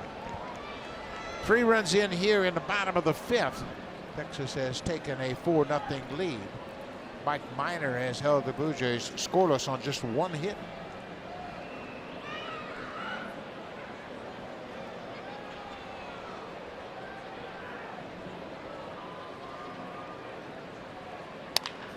Ground ball, Travis to his left, past him into right field. Profar's coming around third, he's going to score. Another ground ball through the hole on the right side of the infield. Centeno picks up his first RBI of the season. Made a great play earlier going to his left to Devin Travis to start a nifty 4-6-3 double play. Can't come up with that one. That should close the books on Marcus Stroman tonight. He'll be charged with that 5th run changeup. He's able to pull it by Travis. Devin, by his own admission, feels like going to his left. He doesn't take a good angle at it, and that time a little bit too deep, and it goes off of his glove. Number 8 hitter Ryan Rua. Rua drove in the first run of the ball game with a sacrifice fly in the second.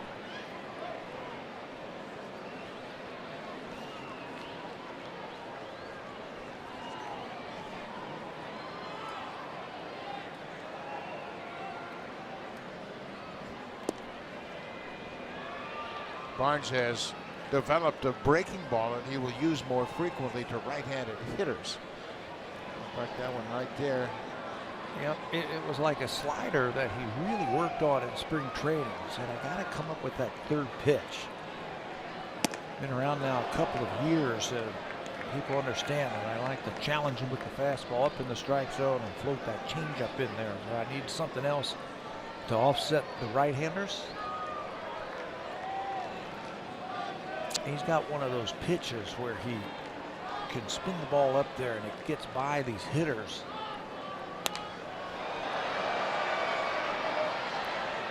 Over the screen, out of play. But he can pitch in the upper parts of the strike zone with that fastball because he's got that ability to spin it up there and they can't pick it up. And his velocity, 91, 92 tops. He's not going to blow you away, light up the radar gun, but he lives and dies on location. There's a drive to left field. Pearce on the run, dives for it, makes a nice catch. The umpire at third said no catch. John Payne calls a trap. It looked like Pearce slid his glove under it and he came up. Blue Jays are going to want to look at this one. From this angle, from where we're sitting, that ball looked like it got into Pearce's glove. Pearce didn't argue very strongly. John Payne, the third base umpire, went out, had a look at it. Now watch again. Here's the ball, the sinking liner to left. A hard charging. Hit the ground. Yeah, that hit the ground. Trapped. Yep. Good call by the umpire. But Pearce comes in, and you can see that it hit the ball, hit the ground before it bounced into his webbing. Tell you what, that's a game of inches right there. A couple of more inches, and he'll get that long end of the glove underneath that baseball, and that would have found it for the out. But what an effort.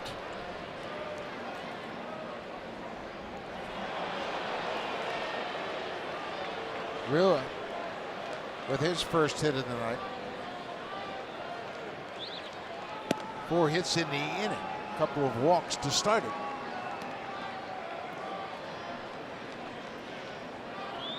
Big hit in the inning, the two-run double by Joey Gallo.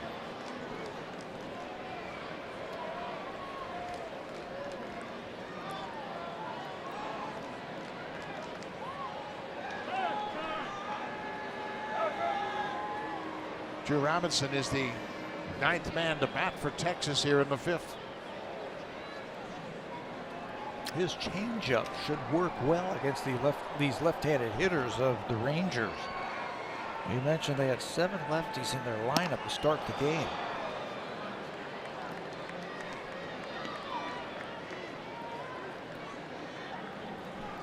Texas has 5 runs on 8 hits. They had a season-high 13 hits last night, but they lost 8-5 to the Jays. Marco Estrada picked up his first win. Osuna save number 3.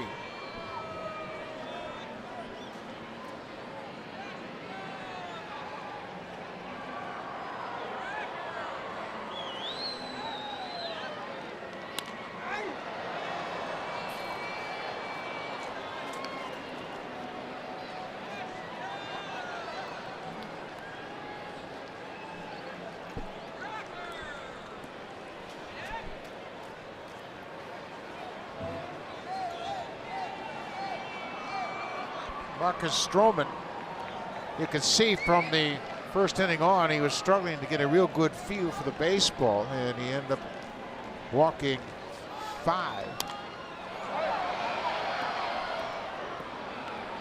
His line is complete now. Stroman's second start of the season, he threw 95 pitches, 10 more than his first start. It was 4 2/3. 5 earned runs on 6 hits. The 5 walks proved costly. Not only did it run up his pitch count, but 3 of them came around to score. that's right.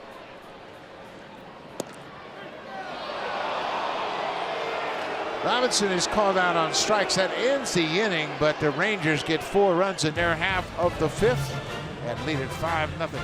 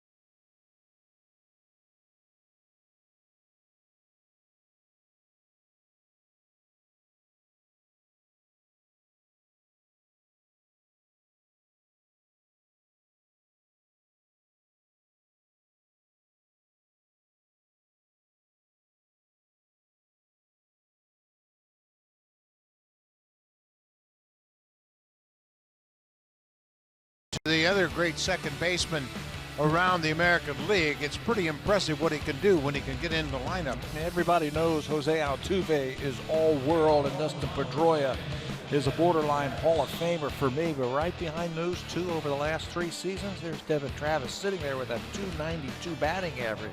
He does that with his ability to hit the ball with the other way with authority. And right now, when you watch him hit, his timing's just a little bit off. The problem has been injuries. The most at-bats he's had in a single season, 410 in 2016. Last year he played in just 50 games. And he is healthy, anxious for a full season. And when he's healthy, he puts up good numbers. I think what the Blue Jays are doing with him, 2 games on and 1 game off, as he smokes that ball to left field. Not going to have anything to show for it as he hits that one right on the button. But what they're doing is letting him play 2 games and then give him a day off just to give those knees and everything else in his body a chance to heal and to feel good. And I think that will pay dividends as the season goes along and as we get into the warmer months.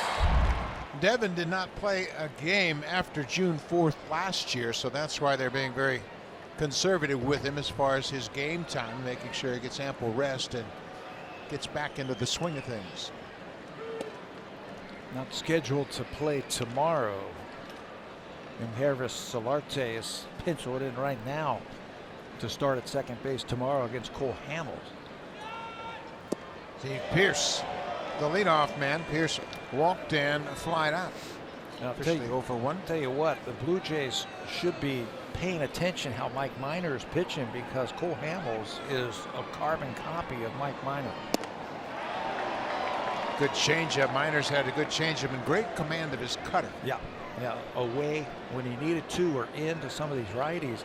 Hamels is like Minor, but he's got a better curveball.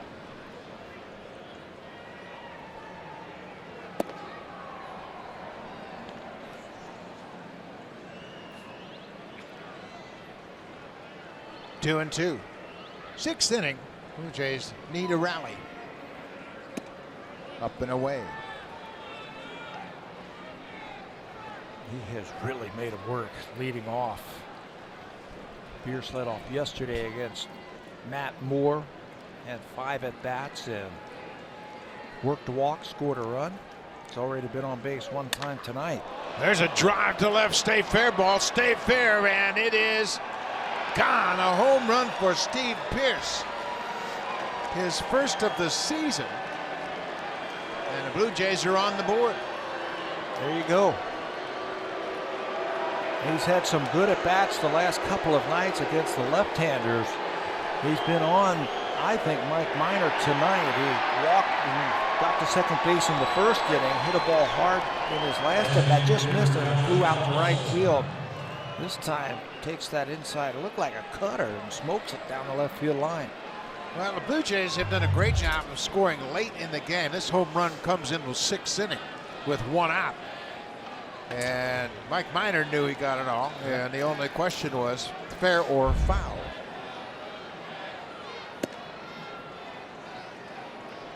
Did a good job of staying inside that ball. That straightens out the ball down the left field line where you don't hook it foul. Stay through it. Picks up his first home run of the season. Josh Donaldson. He drives one, but this is going to hook foul into the seats.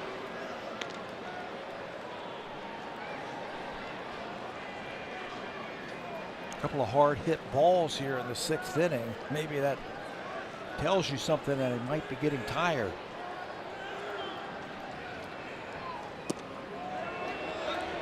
Right on the outside corner. And there you go. Kevin Jepson, the first one up for the Rangers. Former Angel loosening up.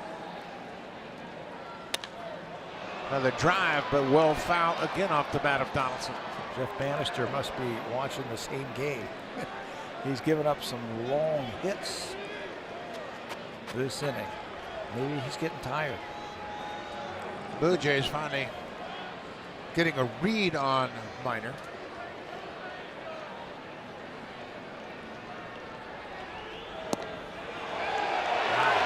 Called strike 3. Same backdoor cutter that Josh Donaldson struck out on his first time up in the first inning. It's got a lot of late movement to it. 6 strikeouts for Minor, and that cutter has been an effective weapon for him. It starts outside. You can't give up on it.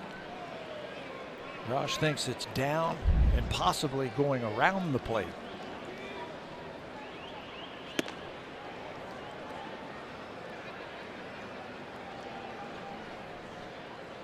Justin Smoke has walked in, struck out swinging in the 4th.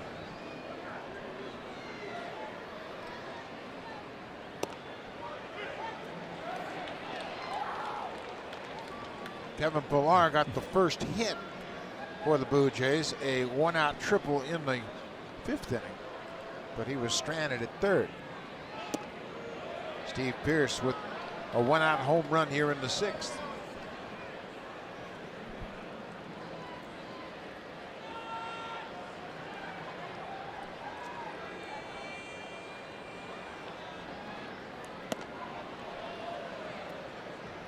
Good eye. Finds himself into another fastball count.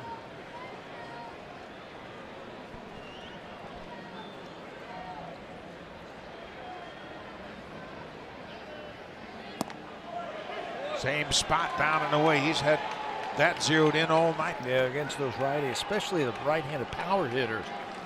He has stayed away from their power.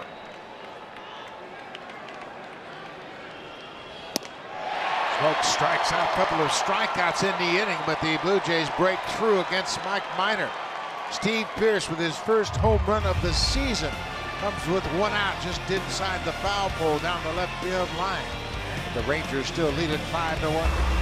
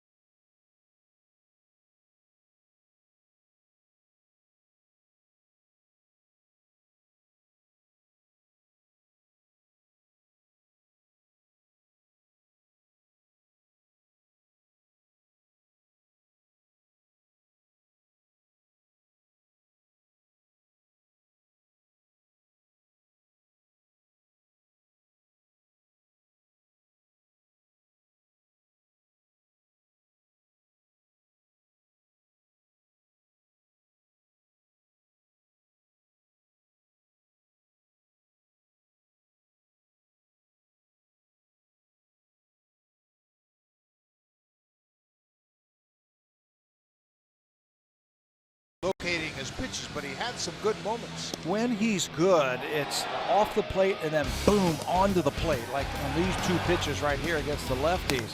When he had his trouble, it stayed in the hitting zone a long time. That time to Joey Gallo for 2 hits, or 2 runs, and then that one to Jurickson Profar. It just stayed in the hitting zone too long. When he is at his best, it's on the plate, then it's off the plate, and that's when he gets a lot of swing and miss. Didn't see a lot of that tonight. Marcus only had 3 strikeouts tonight against the Rangers. Leadoff man Shin-Chu Chu has singled and walked. He scored a run in that 4-run 5th inning. He had a leadoff walk.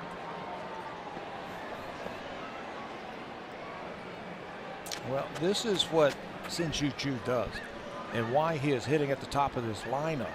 Get on base, set the table. He's always been a very high on base percentage type of hitter.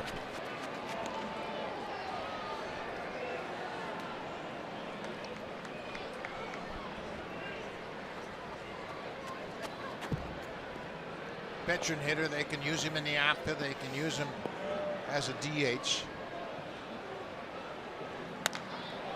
Pops this one up, it's playable left side of the infield. Diaz, the shortstop, calls for it, makes the catch.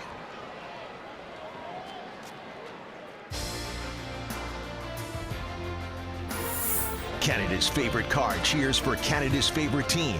Honda, proud fan since 1977, and the official vehicle of the Toronto Blue Jays. It is Bark in the Park night, so the fans got to bring their dogs, and the dogs are getting treated to some French fries, it looks like. Or maybe not. Come on, give it up. There you go. That's torture, eating French fries in front of a dog and not giving them.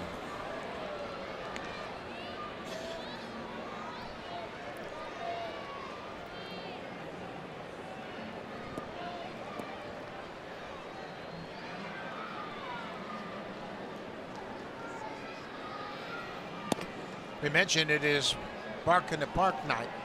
26,229 fans in attendance and 740 dogs officially.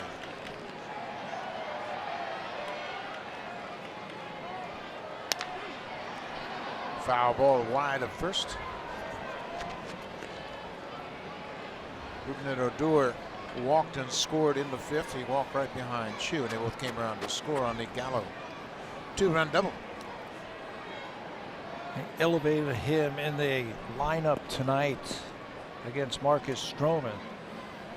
Trying to maybe get some more fastballs hitting in front of Andrews and Mazzaro. He is an aggressive swinger. Tonight he has shown some patience. Yeah, he's trying to get something going. He's gotten off to a slow start. He's now 6 for 30 in the early going. Average down to 200.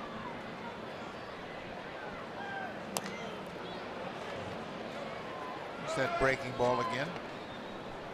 It's become a pretty good weapon for Danny Barnes. He worked on it all spring long, and yeah, he gave up some home runs in the spring, but nobody was really concerned about it.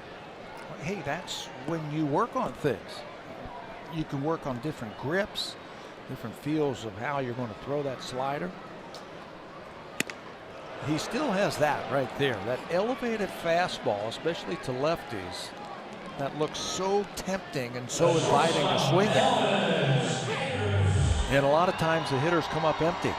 That rising fastball right at the top of the strike zone. It's just 91 miles an hour, but tough for the hitters to catch up to it. Yeah, I think because of the velocity, you say just over 90, it looks like it's a very hittable pitch, but it's upstairs and tough to get on top of. Second strikeout for Barnes since coming into the game. He entered the game with 2 outs in the 5th. Hot shot right to Devin Travis off the bat of Elvis Andrews. He's retired for a second time. 3 up, 3 down, no problem for Danny Barnes. When we come back, Solarte, Martin, and Kevin Pillar. Blue Jays looking for a late inning rally once again. Kevin Jepson coming in.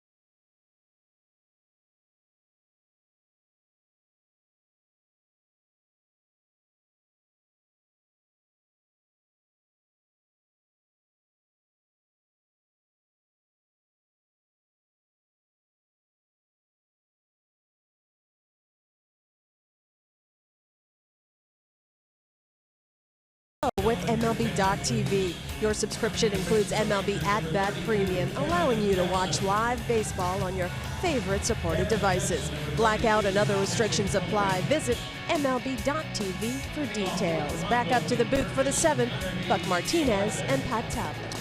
Thank you very much, Hazel May. New pitcher into the ball game for the Texas Rangers is the big right-hander Kevin Jepsen, making his 6th appearance of the season.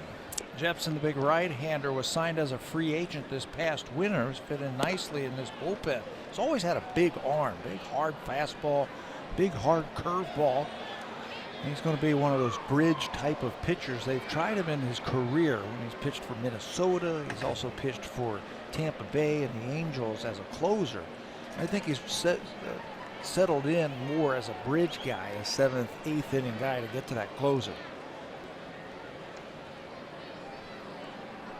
So for the Blue Jays, it'll be 4, 5, and 6 in their batting order. Solarte, Martin, and Kevin Pillar. And one thing we have seen from the Blue Jays so far early in this season is they have been able to come back from deficits. Scored a lot of runs late in the game. Put together some really good at bats, and then you got to get close and then wait for that one big hit to break it open.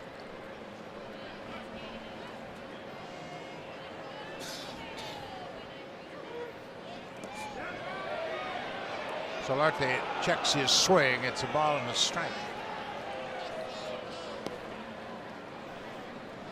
Blue Jays have but 2 hits, a Kevin Pillar triple and a Steve Pearce home run.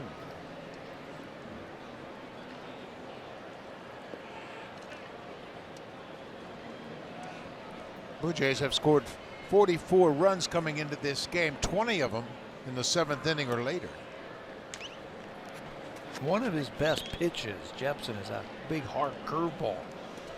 And just like Marcus Stroman we were talking about, it's tough to get a grip on it and get a feel for that break of that curveball. I think as a hitter, the Blue Jays are going to have to make sure that he gets that thing over before they even attempt to try and swing at it.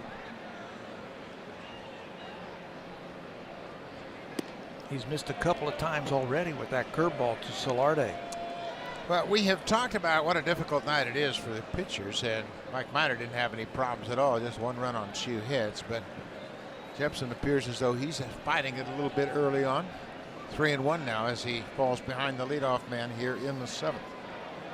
Blue Jays need some base runners. Sit fastball right here. Make sure he brings it downtown, right down the middle. Good eye. Leadoff walk, that's a start. The Blue Jays have one weapon in their back pocket. They've hit another home run here tonight, and they've been terrific hitting home runs on the road going back to 2015. When you look at the Blue Jays, they have hit more home runs than the Astros, the Mets, the Rays, and the Mariners. And last year they set a franchise record with 117 home runs hit on the road. That's what they did over the last few years. They had some big home run hitters, and they were never out of it because of that. The ability to hit home runs and hit home runs on the road. Second for 1, back to first, double play. Russell Martin bounces into a double play on the first pitch, and that leadoff walk is erased just like that. He got a great pitch to hit. First pitch swinging on that fastball by Jepsen, and he just couldn't get it by Profar in at third base, who is there with the Gold Glover Beltre not playing. This ball gets by him, and who knows what could happen for the Blue Jays. A big inning, but around the horn they go to wipe out that leadoff walk. Second double play the Blue Jays have bounced into here tonight. 2 away. Kevin Pillar got the first hit for the Blue Jays his last time up. A triple to the wall in left field. His 6th career triple. First of the season.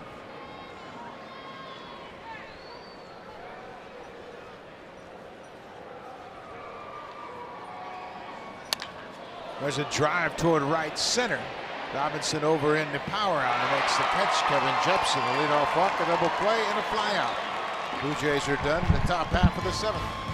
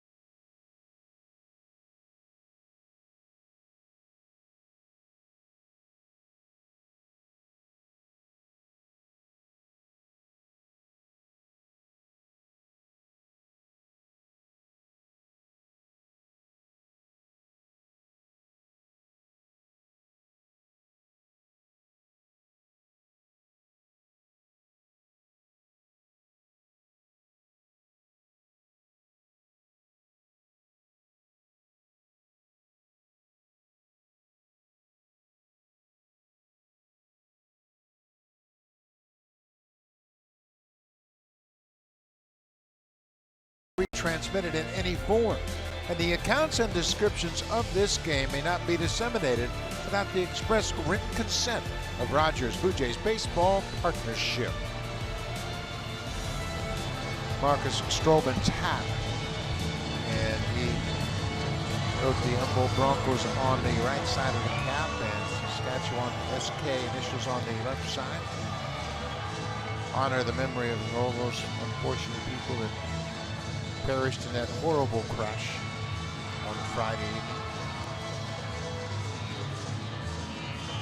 Blue Jays trail 5-1. They've managed just 1 run on 2 hits. Steve Pearce accounting for the only run, his first homer of the season. The new pitcher into the game is Tyler Clippard. Tyler Clippard has done a nice job in his 4 games. The veteran picked up late in spring training by the Blue Jays to add some leadership out in that bullpen. Has done a good job. Fastball splitter that he has come up with, and he's always had that great changeup. Right now he's averaging 13 strikeouts per 9 innings, 6-to-1 strikeout to walk ratio. He's done a very good job for the Jays so far.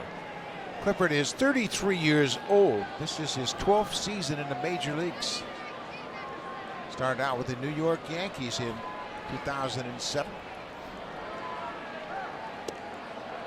First pitch changeup. He's confident in that changeup that he can throw it for a strike anytime.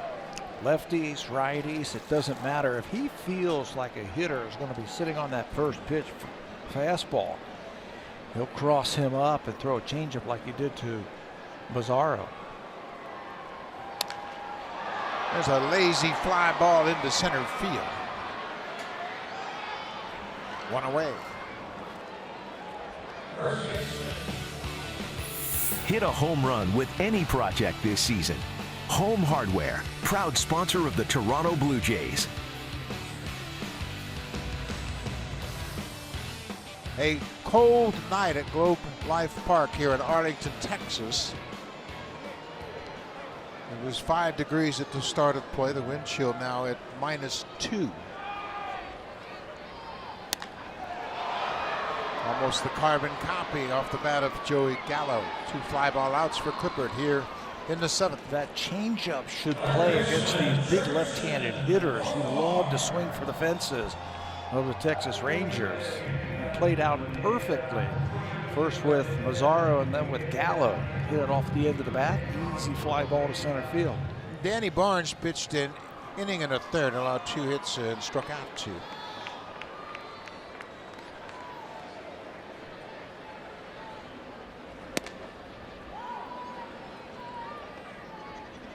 For his career, Clippard has held left-handed batters to a 190 average. That's that changeup that he's not afraid to throw to him. He's picked up a little bit of a wrinkle this year to help him out against those lefties. Yeah, he started throwing a splitter a few years ago. He's never been able to throw a breaking ball. He said, they've tried to teach me a breaking ball. I just never could master it. So he'll cut the ball a little bit once in a while, but more often than not, it'll be fastball, changeup, and splitter. That might have been it right there.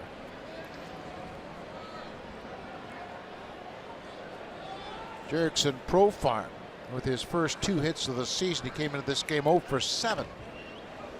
But he walked, singled, and had an RBI double.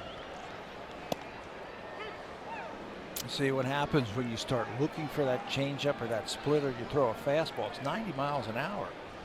And Profile can't pull the trigger. So now he's got him thinking, okay, what is he going to do next to me? There's the changeup.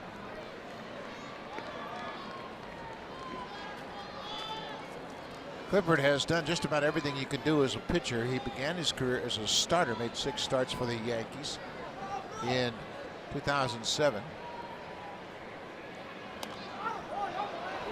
He has also pitched in the middle, and he has been a closer. In 2012 for the Nationals, he picked up 32 saves in 74 appearances.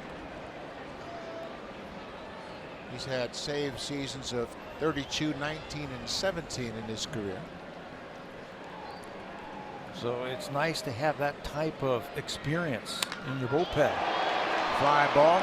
Pilar giving ground a bit, but he is there, and Kevin Pilar makes all 3 catches here In the bottom of the 7th, we'll go to the 8th. The Blue Jays still trying to rally, get something going here in Texas.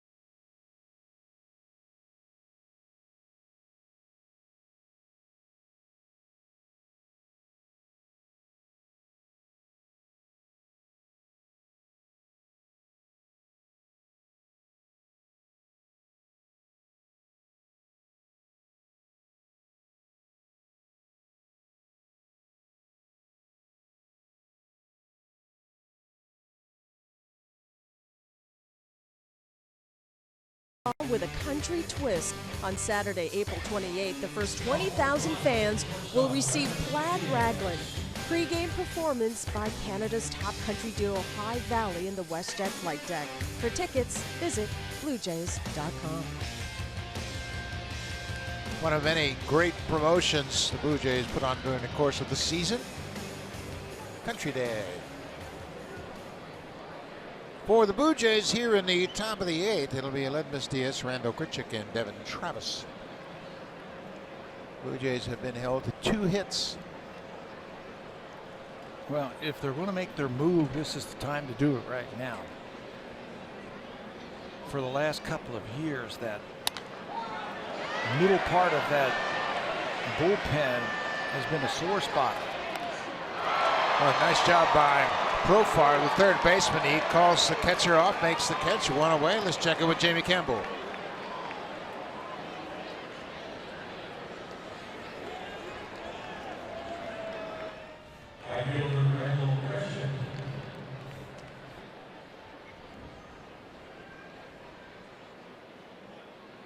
That's hard to fathom when you think about Houston playing in their own ballpark. Houston has 5 hits, San Diego has 6 hits, but no one has crossed home plate. Eric Hosmer is 2 for 4. He's off to a good start with the Padres, batting .314. In that ballpark? Zip in the 10th? Yeah, really. Now, if it was San Diego, I could see that.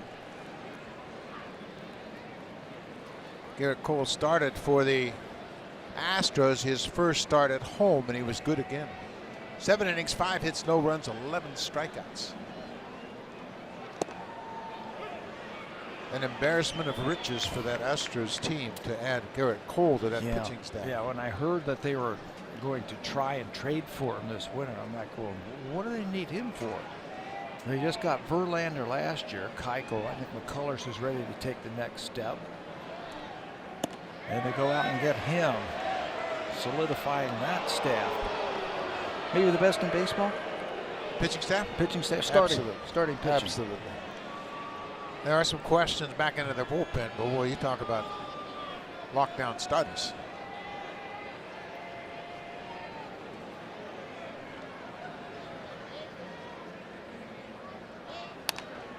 Grichuk fouls it off. John Axford loosening up for the Blue Jays. Tyler Clippard had a clean inning. 3 fly ball outs to center.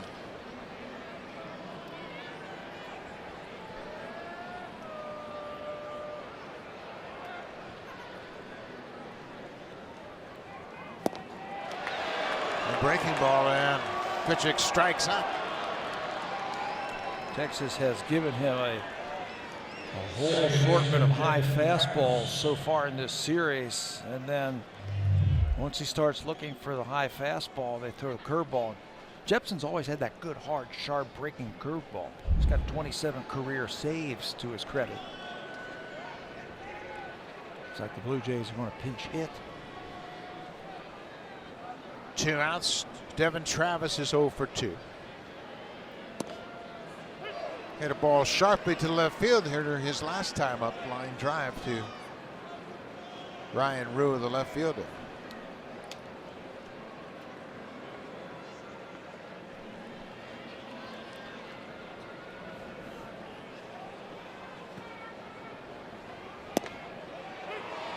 Then breaking ball. Kendrys Morales has grabbed the bat and looks like he's going to hit for Steve Pearce. It's an opportunity to give him an AB. Get something going ahead of Josh Donaldson possibly.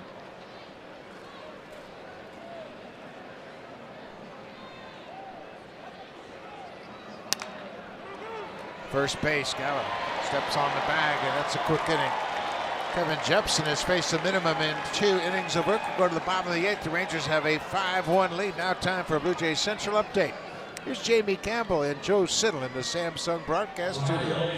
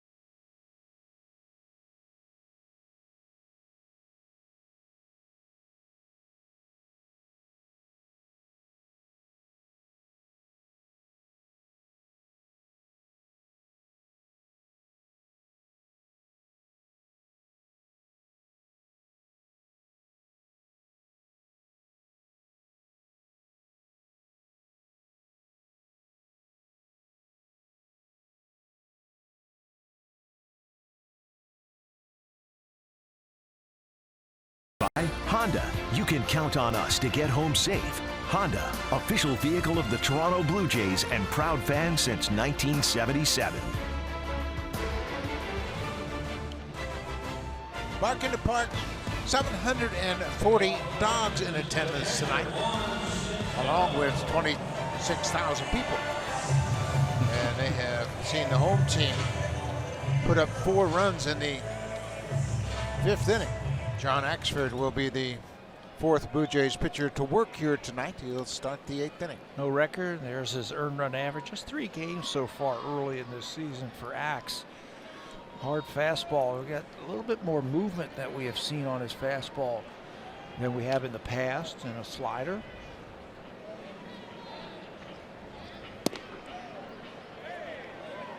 That low strike has been tough for pitchers to get tonight.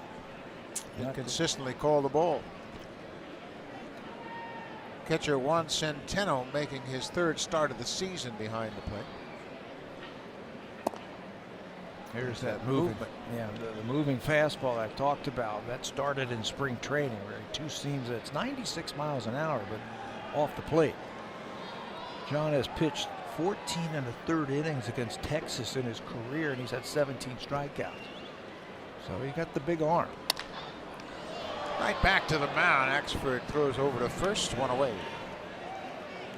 Well, the Blue Jays really still starting to sort things out in their bullpen. Of course, everybody knows what Wasuna's going to do, and John Gibbons has no doubts about his abilities to close things out.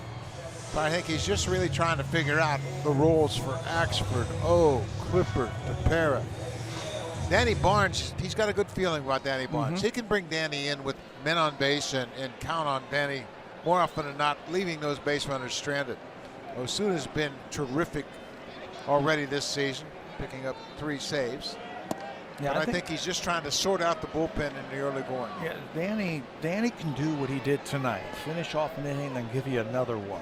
That's a real positive thing that he can bring to the table.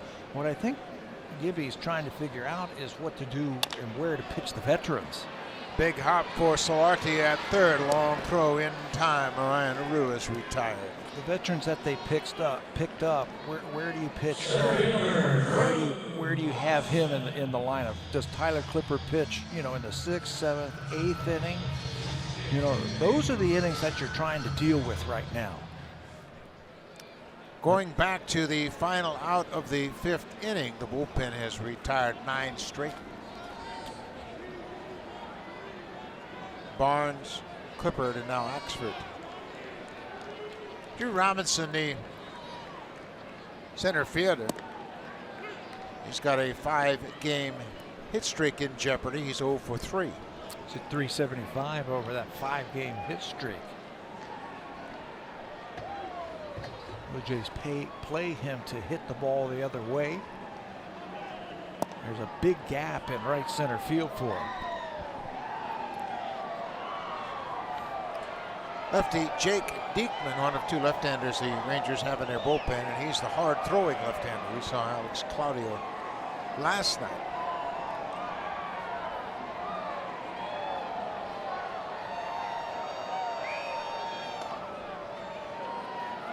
The cut fastball missed inside. 2-1, 2 outs. Blue Jays just couldn't get anything going against Mike Minor tonight. They didn't get a base hit until 1 out in the 5th inning. Kevin Pillar's 1-out triple. They scored on a solo home run off the bat of Steve Pearce in the 6th inning. That also came with 1 out. I was impressed with Mike Minor tonight. Had a little bulldog in him. He's in line for his first win as a starter since August 28th, 2014. Missed 2 years after shoulder surgery.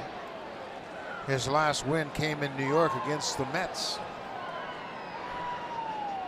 Be a satisfying win for him.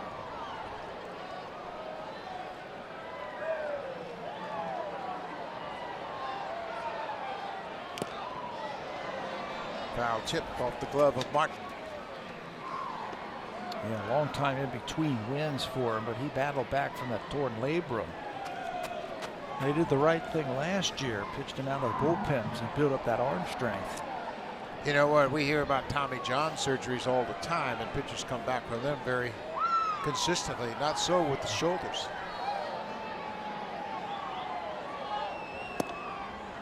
There's so many muscles in that shoulder area, the rotator cuff, the labrum, all those things that are involved, that it's hard for pitchers to come back. One of the greatest comebacks in recent memories, I guess Chris Carpenter was let go by the Blue Jays. They didn't think he was going to pitch again. He had a shoulder problem. St. Louis signed him, let him sit out a year.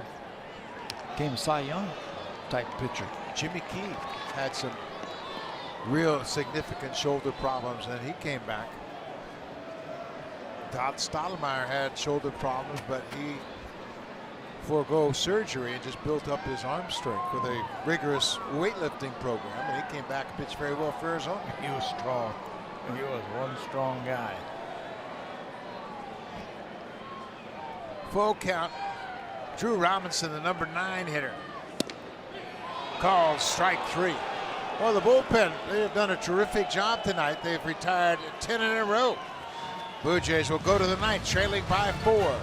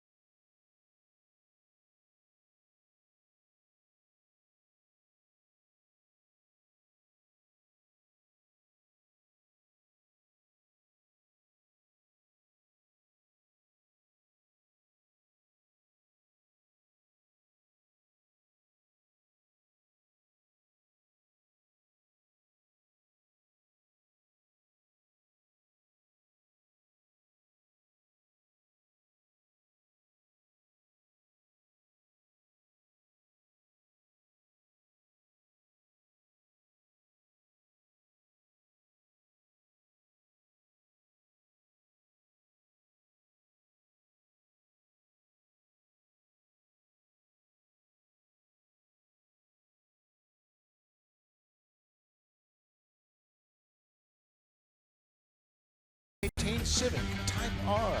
6th inning, and Blue Jays have had 1 hit to this point against Mike Minor until Steve Pearce steps up to the plate. He's going to hit his first home run of the season down the left field line. The only run for the Blue Jays so far tonight. That is our drive of the game. Pearce with his first home run of the season. Blue Jays have only 2 hits.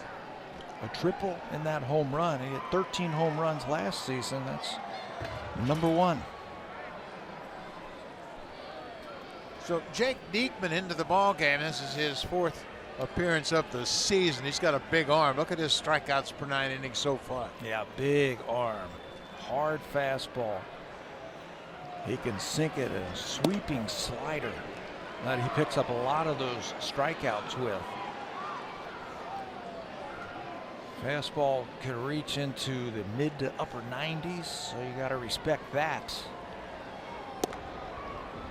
They got him from Philadelphia, and I thought it was a steal. Came along with Cole Hamels. That was that big trade where the Phillies got their catcher Jorge Alfaro, Jared Eichhoff, Greg Thompson, Nick Williams went in that deal as well. All those guys are now part of their regular lineup. Part of what the Phillies are doing. I wonder how many of those guys were involved in those 20 runs tonight. But Diekman was, you know, the guy that they forgot about in that trade. Everybody talks about Cole Hamels. Well, he's come over here and he's really put in some good work for him. Diekman is making his 9th career appearance against the Blue Jays. Breaking ball gets away from the catcher, Centeno. Missed a lot of time last year with an injury. Surgery on his stomach. Missed the first half of the season.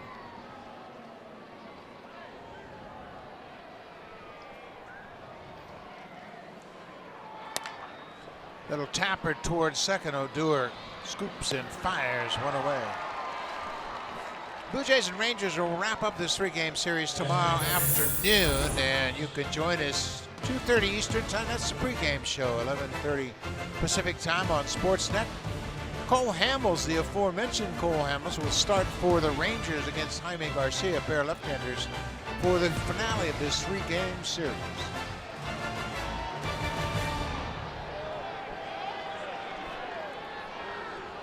Josh Donaldson has been the DH tonight. He has been called out on strikes twice. He's 0 for 3. Both of those pitches were cutters to the back door.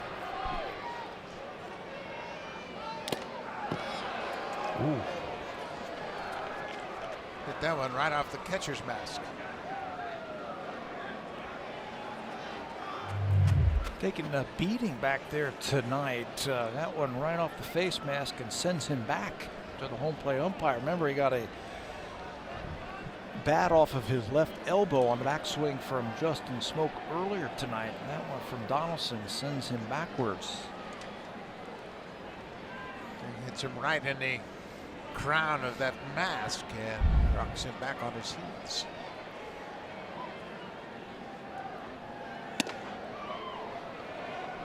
Yeah, you talk about contrasting styles of the 2 left-handers out of their bullpen. Alex Claudio last night, a changeup artist. And this is all heat from Diekman. Was he even hitting 80 miles an hour yesterday on that changeup? I think it was in the low 70s, maybe mid 70s at best. Diekman, he just reaches back and just fires it.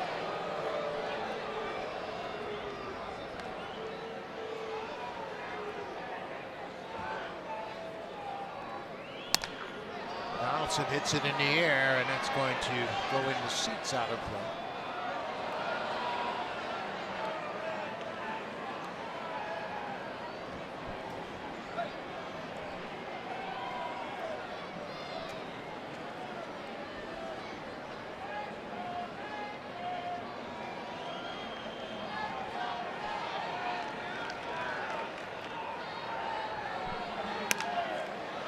Another foul out of play.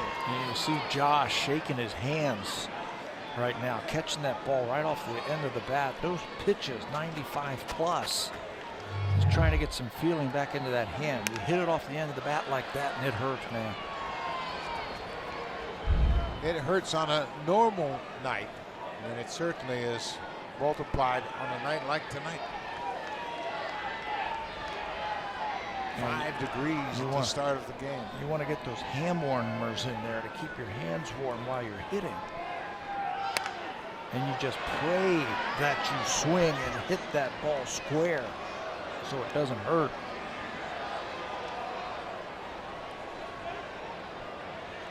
Diekman got into just 11 games last year. He had a lot of health problems.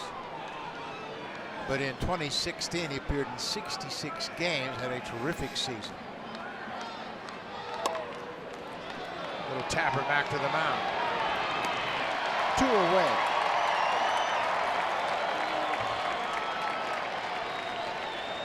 Yeah, he was a big part of their back end of the bullpen in their playoff years when they faced the Blue Jays. Made 6 appearances in those 2 division series. 4 in 2015. 6 innings of work, allowed just 2 hits. The Blue Jays roughed him up in his 2 innings of work in the division series in 2016, and that's when the Blue Jays swept the Rangers. In the regular season, though, they've never scored a run off of him. That's how tough he's been on them.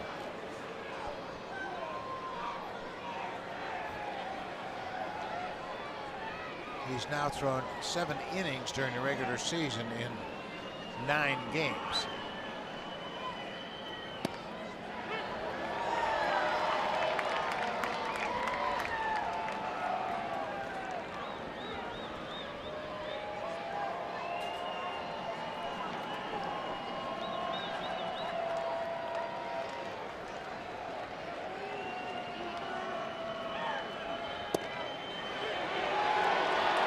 Got a called strike. Blue Jays are down to their final strike. The Jays won last night 8-5. They're on the verge of losing here tonight 5-1.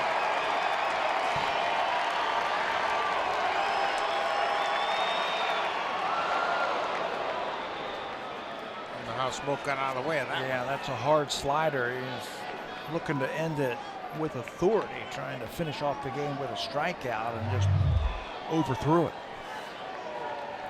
He's got a unorthodox delivery for a big lefty. Stands on the first base side of the pitching rubber and really throws across his body.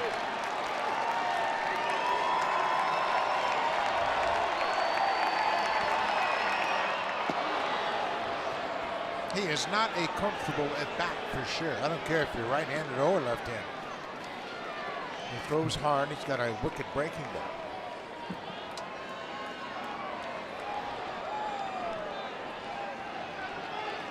That last pitch, 94 miles an hour. And the best you can do sometimes is just fight off that fastball. Just fight it off and live for another pitch. It gets on you quick.